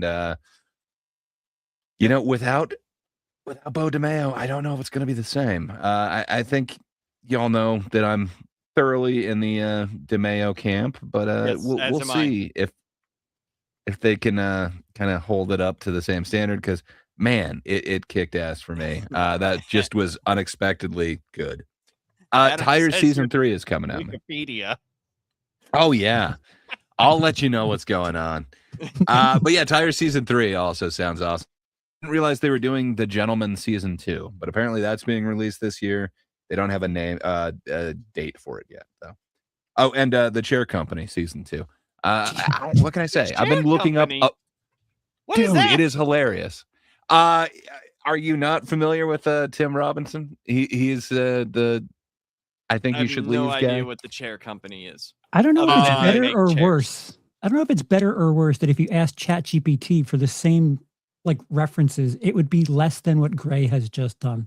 I don't know what They're that not says going to about- tell you how excited they are about it. What can I say? ChatGPT is very excited. Let us tell you. Very excited. That's a good suggestion. But yeah, I absolutely love Tim Robinson, and I thought that The Chair Company was an absolute delight. If you liked Friendship but wanted it even longer, check out The Chair Company. It's an HBO awkward comedy series that is perfect. My favorite kind of comedy. Mm-hmm. Indeed. Awkward. It's great. But that's it. I just had a small list. Other than that, the things that you guys mentioned, Lanterns, Invincible, The Boys. I'd like to see how some of these end. Yeah. That's it. I mean, that's pretty much it for television. I'm sure there's other things. There's a few music albums dropping this year that nobody will give a shit about. Besides me and Gray might care about one, but Surreption has an album coming out this year. Converge has an album coming out this year. Yes, they do, in like 3 days. Yeah, and there is rumors of Sixth dropping music this year. So They just did a live version of Bland Street Bloom, and man, was that awesome. Yeah, it was awesome. It was fantastic. And they have they have this old recording of a live show that they did. They had a series of EPs called Let the Transmitting Begin. And at the end of them, they put a few songs from it. And they did stuff at the BBC which is kind of interesting. It was very woke. It was super woke. Very but woke. Everything's It's woke. right there in the word trans. yeah, yes, they all came out as a band. It was still not as bad as the Stranger Things gay scene, but you pick straws. You get the short one sometimes. They look like a jazz band, but they play metal. So I think overall, with some of the things that we just discussed and a lot of the things that we just offered, and with the chat as well, I would like to hear what the chat has to say. Do you think this year sounds like a better year, or do you think at this time last year, with the offerings that we saw, and a lot of them ended up not being that great, do you think this year will be a better year for streaming and cinema? It's funny Warren? you asked that, Laps. Oh, go ahead. Go Sorry. ahead, Charles. Go ahead. No, go ahead first. No. Nope. It's a good. So I put a poll up in my chat. What has been the best year for what has been the best movie year since COVID? 2023, 2024, 25, or 26 looks like it really could be. With 16% of the vote, it's 2025. With 21% of the vote, it's 2023. With 26% of the vote, it's 2024. And with 37% of the vote, people say 26 looks like it could be. Sorry. Interesting. Seems like a lot of people pushed off their movies to this year, and it's just a stacked lineup. But we'll see. We'll see if that means people will show up. That's also well. Here's the thing: it might not be a good year for the cinema in terms of money, but we got to look at. There was a lot of movies that we may have thought were going to be good, just good movies that just weren't, or shows. So I'm taking it from two sides. Like we'll ask the question: do you think that the cinemas will continue to go down or up? That's the first thing we'll ask. Warren, do you think that it'll go up or down? Because I think it's going down. Oh, I think it's going to go down. Mm-hmm. But I think if we had the video on demand numbers, I think that this has a potential of being a better year. I think it's going to be a better. I see a lot more potential this year movie wise than I did last year. But I don't think the theaters are going to ever have pre-COVID kind of years. It might be a little bit better than last year, but I doubt it. Well, I mean, last year was the worst year ever. So, I mean, it could either get worse or be a little Avatar bit better, saved everything. I want to say it really did. It feels like it's going to be better because it's a stacked year, like Grace said, but it's not going to be that much better where it's like, in terms of money, right? Yeah, we're back. It might be just we made a couple million more than we did last year kind of deal. Because there's a lot of really good potential when you talk about Mario, Moana, Toy Story, Spider-Man's usually a pretty sure bet. Doomsday, Minions. I mean, there's a lot of stuff on the calendar and a lot of like potentially good horror, and horror always has a decent turnout. So it's potential to be better than 2025, but it's going to be one of those things where it's like, oh, instead of last place, I got second to last place. It's not. It's not going to be like the theaters are saved, but it might be a little bit. There's potential there. Bob, do you think the theaters will be up or down? I actually think they're going to be up, but I also agree that it's not because they're saved. I think that just the offering of movies this year, there are more opportunities for $1 billion movie. Like looking at it last year, there was only a handful that I said had a potential. I think there's more this year looking at it that have potential. Super Mario, I'm sure will probably make $1 billion. Toy Story's got a very good chance. Avengers Doomsday has a good chance. Spider-Man has a good chance. The Odyssey, I think, could maybe get up close to there, maybe not quite there. The only reason I say that is maybe because Oppenheimer did well, but then again, that was marketed with Barbie. So, but I just think there's a little bit more. Michael, I already mentioned. I do think that's going to bring out the Michael Jackson fans to that one. So I do think, of them, man. Yeah, exactly. So I think that it's going to be more, but we're not talking like pre-pandemic levels or anything like that. Yeah. But I could see it doing better. Charles, what do you think? Up or down? Theaters as a whole down. Relatively speaking, it'll probably be up from this past year and 2024. But the issue as a whole with theaters is prior to COVID, they were pulling in 10, 11. I think once they hit 12 billion total, that's just domestic on the year. They have yet to reach $9 billion combined on a year. That's And combined. the ticket prices are $1.50 more than they were before COVID. So it costs more to get in and less people are going. So I like they need to hit 9 billion before we could talk about, I don't know, them even smelling being back, and they just can't do it. They can't crack 9 billion. It's bad. It's very bad out there. Well, I don't even think there's 9 movies that are going to hit $1 billion, even with the stacked calendar. I don't even think we mentioned 9. But that's domestic. We're just talking domestic combined. Okay, yeah. It is everything though. It's every single movie. But like Bob brought up before, last year only one movie hit $1 billion, and like even during the heyday, there was a handful. There was, I think in 2018 there was $6 billion movies. Yeah, I think it was like 6 or 7. Yeah, one of those years that it was like more movies had hit $1 billion than it did, because like people think like $1 billion is like the benchmark, but when you look at it, I forget the number. We had talked about it on here. It's nowhere near as many as you think, but movies were up more above. I think the 750 and above is, like you're doing very well, regardless of what your budget is.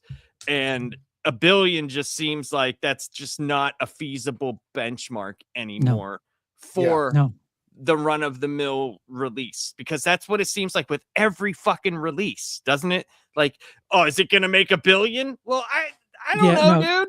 That's not the mark anymore. And the thing is, like, success is like internationally $500 million. You know what's successful that Americans don't care about? Godzilla. They without a doubt will make $500 million internationally, and that's all Warner wants. They'll make it for 150, and they'll take their 500 million and walk away and say, "All right, see you next year." So well, especially if it's made in Japan, though, too. If Japan makes it, they're going to do it for 10 million, and it's going to be a bazillion times better. The Japanese ones are far better, but I'm talking about like the Godzilla in the middle of Earth. Well, there's going to be a legendary Godzilla film probably this year, I'd imagine, if not. So, I mean, you're absolutely right, though. It'll probably make its 500 mil internationally, and it'll be and they're fine with that. They, like, for some reason, I don't know if it's like Marvel culture or what. Like the 1 billion, like that is the marker of like true success. But I don't think studios think that way, especially with stuff that, like Fast and the Furious, they love releasing out to the rest of the world because the rest of the world watches it. They don't give a shit. It's cars. They don't need to know English to enjoy it. Like that's the marker of releasing a movie that's really good internationally. I don't need to know English. Does shit blow up? Can I see what's going on? Okay, cool. That's why, I mean, as much as we make fun of it, that's why The Rock, his movies, he's in so many of them, because literally his international numbers do way better than his domestic numbers, because you literally don't have, what do you have to know? Like, we really, come on. Well, like Avatar was 300 million domestic, and the rest of it was all international. So it's like, you look at The Rock. Oh, it's The Rock does Die Hard. It's The Rock does this. The Rock does that. You don't need to know anything. Yeah, so, it's the spectacle, right? Like it's not stories. It's the spectacle internationally. Yeah. Hold on. Fuck you, Justin. Godzilla versus Spacin. Now, it's The Rock versus Spacin. Enough with the jokes, kids. I know we've got let Gray have a turn, but I was wondering, do you guys think that if we knew the video on demand numbers, is the movie industry in a bad place, or do you think that they're doing just as well as like pre-COVID numbers? It's just we don't get to know those totals because they don't post them. If Warner Brothers is getting offers of a couple of $100 billion, VOD's doing just fine. Yes. That number, the number of 82 billion would not have been where it is unless things were getting done correctly. They don't have enough IPs. They don't have, like, what are you gonna do? Half of the old movies they have are going to be basically in fair use, and you know what I mean? Like, you're buying it for the IP, and you don't go, I'll give you $82 billion if shit has no standing. And I think that's where we're talking. I mean, me and Charles have talked about this. Me, Charles, and Gray at length. I just think it's in that realm of change. It's changing like music is changing. You know, we're gonna see it in a different way. But Gray, what do you think, sir, as the resident guy who is in touch with pretty much everything? He's excited. No, I was gonna say pretty much in touch with everything. What do you think, up or down? I think y'all are underselling what amazingness is 2026 in theater experience. What can I say? Just looking at like how many family-friendly fare is being offered, this seems so much more stacked than last year. I think, and those are the ones that really tend to have the legs. Fair. You know, I guess Minecraft didn't quite do it, but man, it looks like we were having a bunch more of them. I don't think this is going to be like pre-pandemic numbers or anything like that, but I think we're looking at a much higher year than last year. I think it's going to be the road to recovery, but I don't know what recovery means because everything that Laps just brought up, I don't think things are meant to have like a 6-month shelf life in the theaters anymore. Right. It looks like you've got 2 weeks, 3 weeks max, and that's about it. Unless you're Disney. Recovery means a return to normal state of health, mind, or strength. Signs of recovery in the housing market. The action or process of regaining possession or control. I just mean, can you ever cork that genie, so to speak? You know, it's just, it's been let out already. I don't think you can kind of ever go back from this whole VOD thing. There's 3 markets. So now you've got the initial box office release, which is what everyone gives a damn about. But then you've got this cash cow that's VOD. And then after that, you sell it to streaming. And it just, it seems like there's a way to make more money off of each movie now. And then for those diehards, you can also have physical media. But, you know, that's a dying thing. I think we're going to be back and strong, but I don't think theaters are really going to ever be what they were. Okay. And we're going to do this rapid fire. One thing. What movie are you most looking forward to? Warren. Clayface. Bob. The Odyssey. Charles. Practical Magic 2. Gray. I'll go with Resident Evil because I wanted to say Clayface, but it's already been said. But that was as fast as I can. Laps without thinking. What are you most looking forward to next year? Supergirl. Probably. Okay, fine. This year. So, next year? I don't know what's coming out next year. All right. Well, you answered for this year. That'll work. This year, Supergirl. Next year, probably TV wise, maybe not movie wise, but is Last Samurai Standing season 2, which they just renewed. And they just renewed it. They just renewed it. Yeah. Okay. And it's slotted for a 2027 end of 2027 release. So I read that yesterday. So perfect. Yeah. Yep. I want to stress that all of my woke talk, with the exception of about the Mummy, I was drastically kidding. I was being sarcastic. But the woke cliffhanger reference is funny. I think we should call that Wilfhanger. Shimona.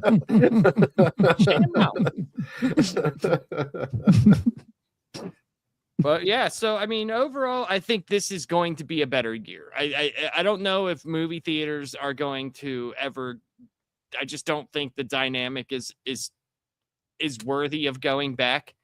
The world changes. It does things like, it doesn't seem like, as much as entertainment is circular, it doesn't seem like technology is. We keep progressing forward, and there's bigger and better ways to watch movies out. Well, not better, but there's more convenient ways to watch movies outside of the theater.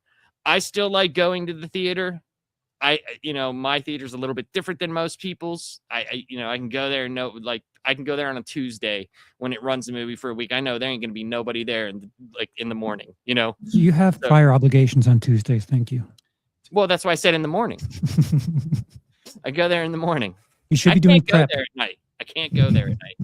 That's right. I know. I do a lot of prep for things. You can tell. I'm always a prepared man. But yeah, I just think the way entertainment is being consumed is just very different, and the way it's gonna be brought to us is gonna be different. I just think that's just the way that it's gonna happen. And if they never would have done in COVID, if they never would have gave us those options of being able to get those first run movies at home, I don't know if it would have helped, but I don't know if we'd be in the predicament that we are in as big yet. It's kind of one of those instances like Napster in the early 2000s. Like it Right. just it technology forces your hand where it's like whether or not you want to be a part of this, it's happening. So Correct. what do you want to do? Right. Right. And that's how I feel. I mean, I've been on record as saying I just think that it's changing. The way you consume it is changing. It's going to be just even thinking of, like, we've talked about this before, the fact that a movie would stay in the theater for so long, but then once it was out of theater, you might not get that physical copy to the rental store or to be able to buy for 6 to 8 months. And sometimes Right. big ones a year, you know? Yeah. So if you didn't see it in the theater, like, you're waiting this long period of time. People are more willing now to just wait the month, you know, until it goes on your massive streaming service, which it seems like they invest more money into the streaming service than they do into the movie. It's something like a perfect storm too. There's no like FOMO movies that are coming out recently either, like things that you need to see opening night because it's that awesome. Movies Right, aren't they're not like 5-star fantastic. Like there's some good stuff, but like you said, you can wait 17 days to watch it on home. Like there's nothing that's really like, oh my God, you need to see insert you're you gonna need miss to see out. Space and X versus Godzilla because that is a joyous time. May alone, though. Day one. I'm gonna wait. We didn't Sleep the night we didn't before. talk about either of these that are being released in May, but Animal Farm. I mean, come on, you can't let the kids not know about a really old book. Like, come on, they Oh. gotta know. But And there's a couple of good also actors in Andy that. Serkis. Yeah, Yeah. there's a ton of awesome voices in that. And then just a week later, The Sheep Detective, which seems like it's a murder mystery mixed with Babe. My God, man. The Great Mouse gotta Detective, experience sir, is where I go for my animal detectives. Yeah, and I can't Well- wait till Disney does the live action version of that all in CG. I'm just there saying, there's was, some family friendly fare. You Matt gotta see Damon it. and Ben Affleck were on Rogan. I think it was like yesterday, and I listened to part of it this morning while I was working, and they were talking about how streaming is changing movies, and they make some pretty interesting stuff. Like one of the things that was brought up was in streaming, like with Netflix, you make a movie for them or a TV series. They don't really tell you as much of like how many people watched it, but they'll tell you like, okay, when this happened is when a majority of people stopped watching. So there's already, you're starting to see changes on how people make movies, make TV series. Yeah. And so you're gonna, because they were talking about that, like how in old movies you could go like 7 minutes without dialogue. Well, now today's audience is like they have to keep them more in tune. And So stuff along those lines. to keep to my idiotic favorite franchise, at a certain point, Paramount said, if you're making a new Friday the 13th movie, you need to have 15 minutes between either nudity or kills. And that's not, I mean, that fills a purpose, but I would hate for people to make movies based on, you know, retaining an audience. Just tell a good story. Like, if it's good, people will stick around. You don't want to like, here's a kill just because I don't want you to change a channel or anything. Like that's it. I get why they do it. I understand like the algorithm based reasoning for doing that, but I don't think everybody needs to make movies that way because that could get really sloppy. Well, and it doesn't look like they're doing that with all of their directors, movies but, either. So Netflix recently just released Train Dreams, which it is getting some critical acclaim. It may be recognized in the award season, but man, that is the opposite of any Netflix movie that I've seen in a long ass time. I made it up to like the top of my list from last year. But man, it is very limited dialogue. It is amazing visuals. It doesn't feel like it's a Netflix thing. They're not Yeah. walking you through, here's what's happening on here in case you're doing second screen shit. Yeah, It's just amazing. If anything, if you're Netflix and you're releasing something on Netflix, you have the advantage of people being able to pause it and pick it up later. Like you can have like a true movie experience. I think maybe if you were the theater industry and you're like, oh, people get bored at this point. Maybe that's as oddly backwards as that is. Maybe you want people to go to the theater to be like, I don't know, in the building and eyes on the screen. But Netflix, you have quite the opposite where, I know I've paused something when I wanted to pee or, go get a drink or something. You could pause it. Like you can literally be like, all right, hang on a second, or catch up with it later. I think yeah, I know what you're saying, but I think what they're trying to get at is when people just drop the whole thing. Yeah. They're done. They're out because of blank, blank, blank. It's one of those things that's like, until you get a metric for it, right? Until that becomes a thing, then we're all just guessing.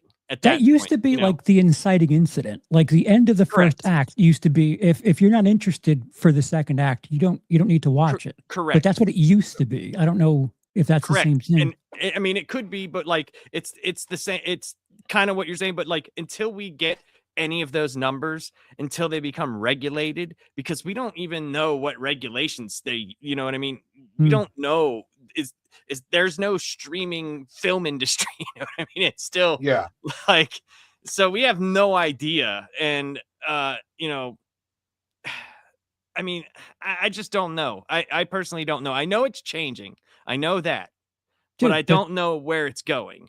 The fact that they were talking about like, okay, when they went to watch Taxi Driver or whatever, there was one point Matt Damon said he was so disturbed that he got up in the movie and he was going to walk out, but he just ended up standing at the top because he's at the movie theater. You're almost like you're captured there. You went there, you paid the ticket, so you're going to sit there and watch the whole thing.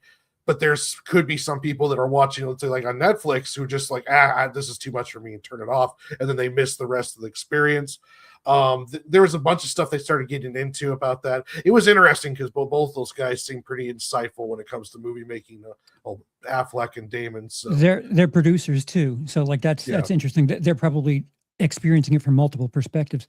It's odd because The Rip, which just released this weekend on Netflix, in any other time period, that has no business being either a January movie or a straight to home media movie. That could have been an August theater release 10 years ago, but now it's January on Netflix. It doesn't make any sense, but I think people might sleep on it because of that reason, which isn't fair to the movie. It's not fantastic. It's the best thing I've seen this year. I've only watched 3 movies, but take that for whatever it's worth. John says, when you inevitably fall asleep on the couch during Fantastic Four, you can pick it up where you left off. Thank you, streaming. I mean, so much hate. Damn it, guys. Sucks, doesn't it? You're not wrong, but damn it. Oh, he's trying to easily throw shade towards that so we get off of spacing. But we will never leave spacing. Damn it. But yeah, so we're gonna end here tonight, and we're gonna go, and I think this was a fun conversation. I think there's a lot more to talk about the movie industry. It's always a very polarizing conversation because I think like a lot of people have very specific feelings about the movie industry and about how they like certain things and they don't want it to change, or change in itself is either scary or you don't give a shit. There's no like middle ground, you know what I mean? Like it's one or the other. But Warren, what do you have going on the rest of the week, my man? I'm going to be putting out another spotlight video on DC compacts, Nice. in particular the Court of Owls one, but I'll be talking about the DC compacts overall and their kind of effect on the industry. Me and Laps, we have our Off the Shelf channel, which I'm going to be working on this weekend, a short for the Wonder Woman and Lobo versus, and I'm excited about getting ready to start doing on that. Nice. Monday we'll be going over DCKO number 3, Wednesday. which laps. Oh yeah, Wednesday. I'm sorry, Wednesday. I'm just so used to being Monday. Wednesday we'll be going over that, which we have an awesome thumbnail for. Laps has outdone himself on that one. And Tuesday we'll have a live stream. And then if you guys are up to it, you can watch me in about a half hour drudge my way through an MSK show. So we'll see how that goes. Well, I think I might ban all MSK references besides third time's the Clarence. Just because Third time's a Clarence. I will be on He Who Cannot Be Named's show What does later it this smell evening. Oh, God. Bob, what do you got coming up soon? All right. Well, this weekend I'm hoping to watch The Rip. Nice. Well, not hoping. I'm going to watch it this weekend, and we're going to be reviewing that on Tuesday on our live stream. Dad's Turn to Talk over on my channel. Nice. Also, I'm hoping to have a review of Landman season 2. I'll probably have that out Monday, simply because the finale comes out Sunday, but also the Night of the Seven Kingdoms comes out, so I want to watch both of those. So I probably won't actually do the review until that Monday. As far as Monday evenings go, I don't know what's going on Monday evenings anymore. See if we're having an MSK show or not. So because of his scheduling, so I may or may not be there. And then, of course, Friday's here. I don't know what movie I'm going to go review next week. I haven't even looked to see what's releasing next Thursday. So, but I know here in a couple of weeks I do want to see Mercy coming out, that new Chris Pratt one. So I want to check that out. Oh yeah, that have does look interesing. Yeah, so I'll That probably do a Minority review Report thing. Yeah.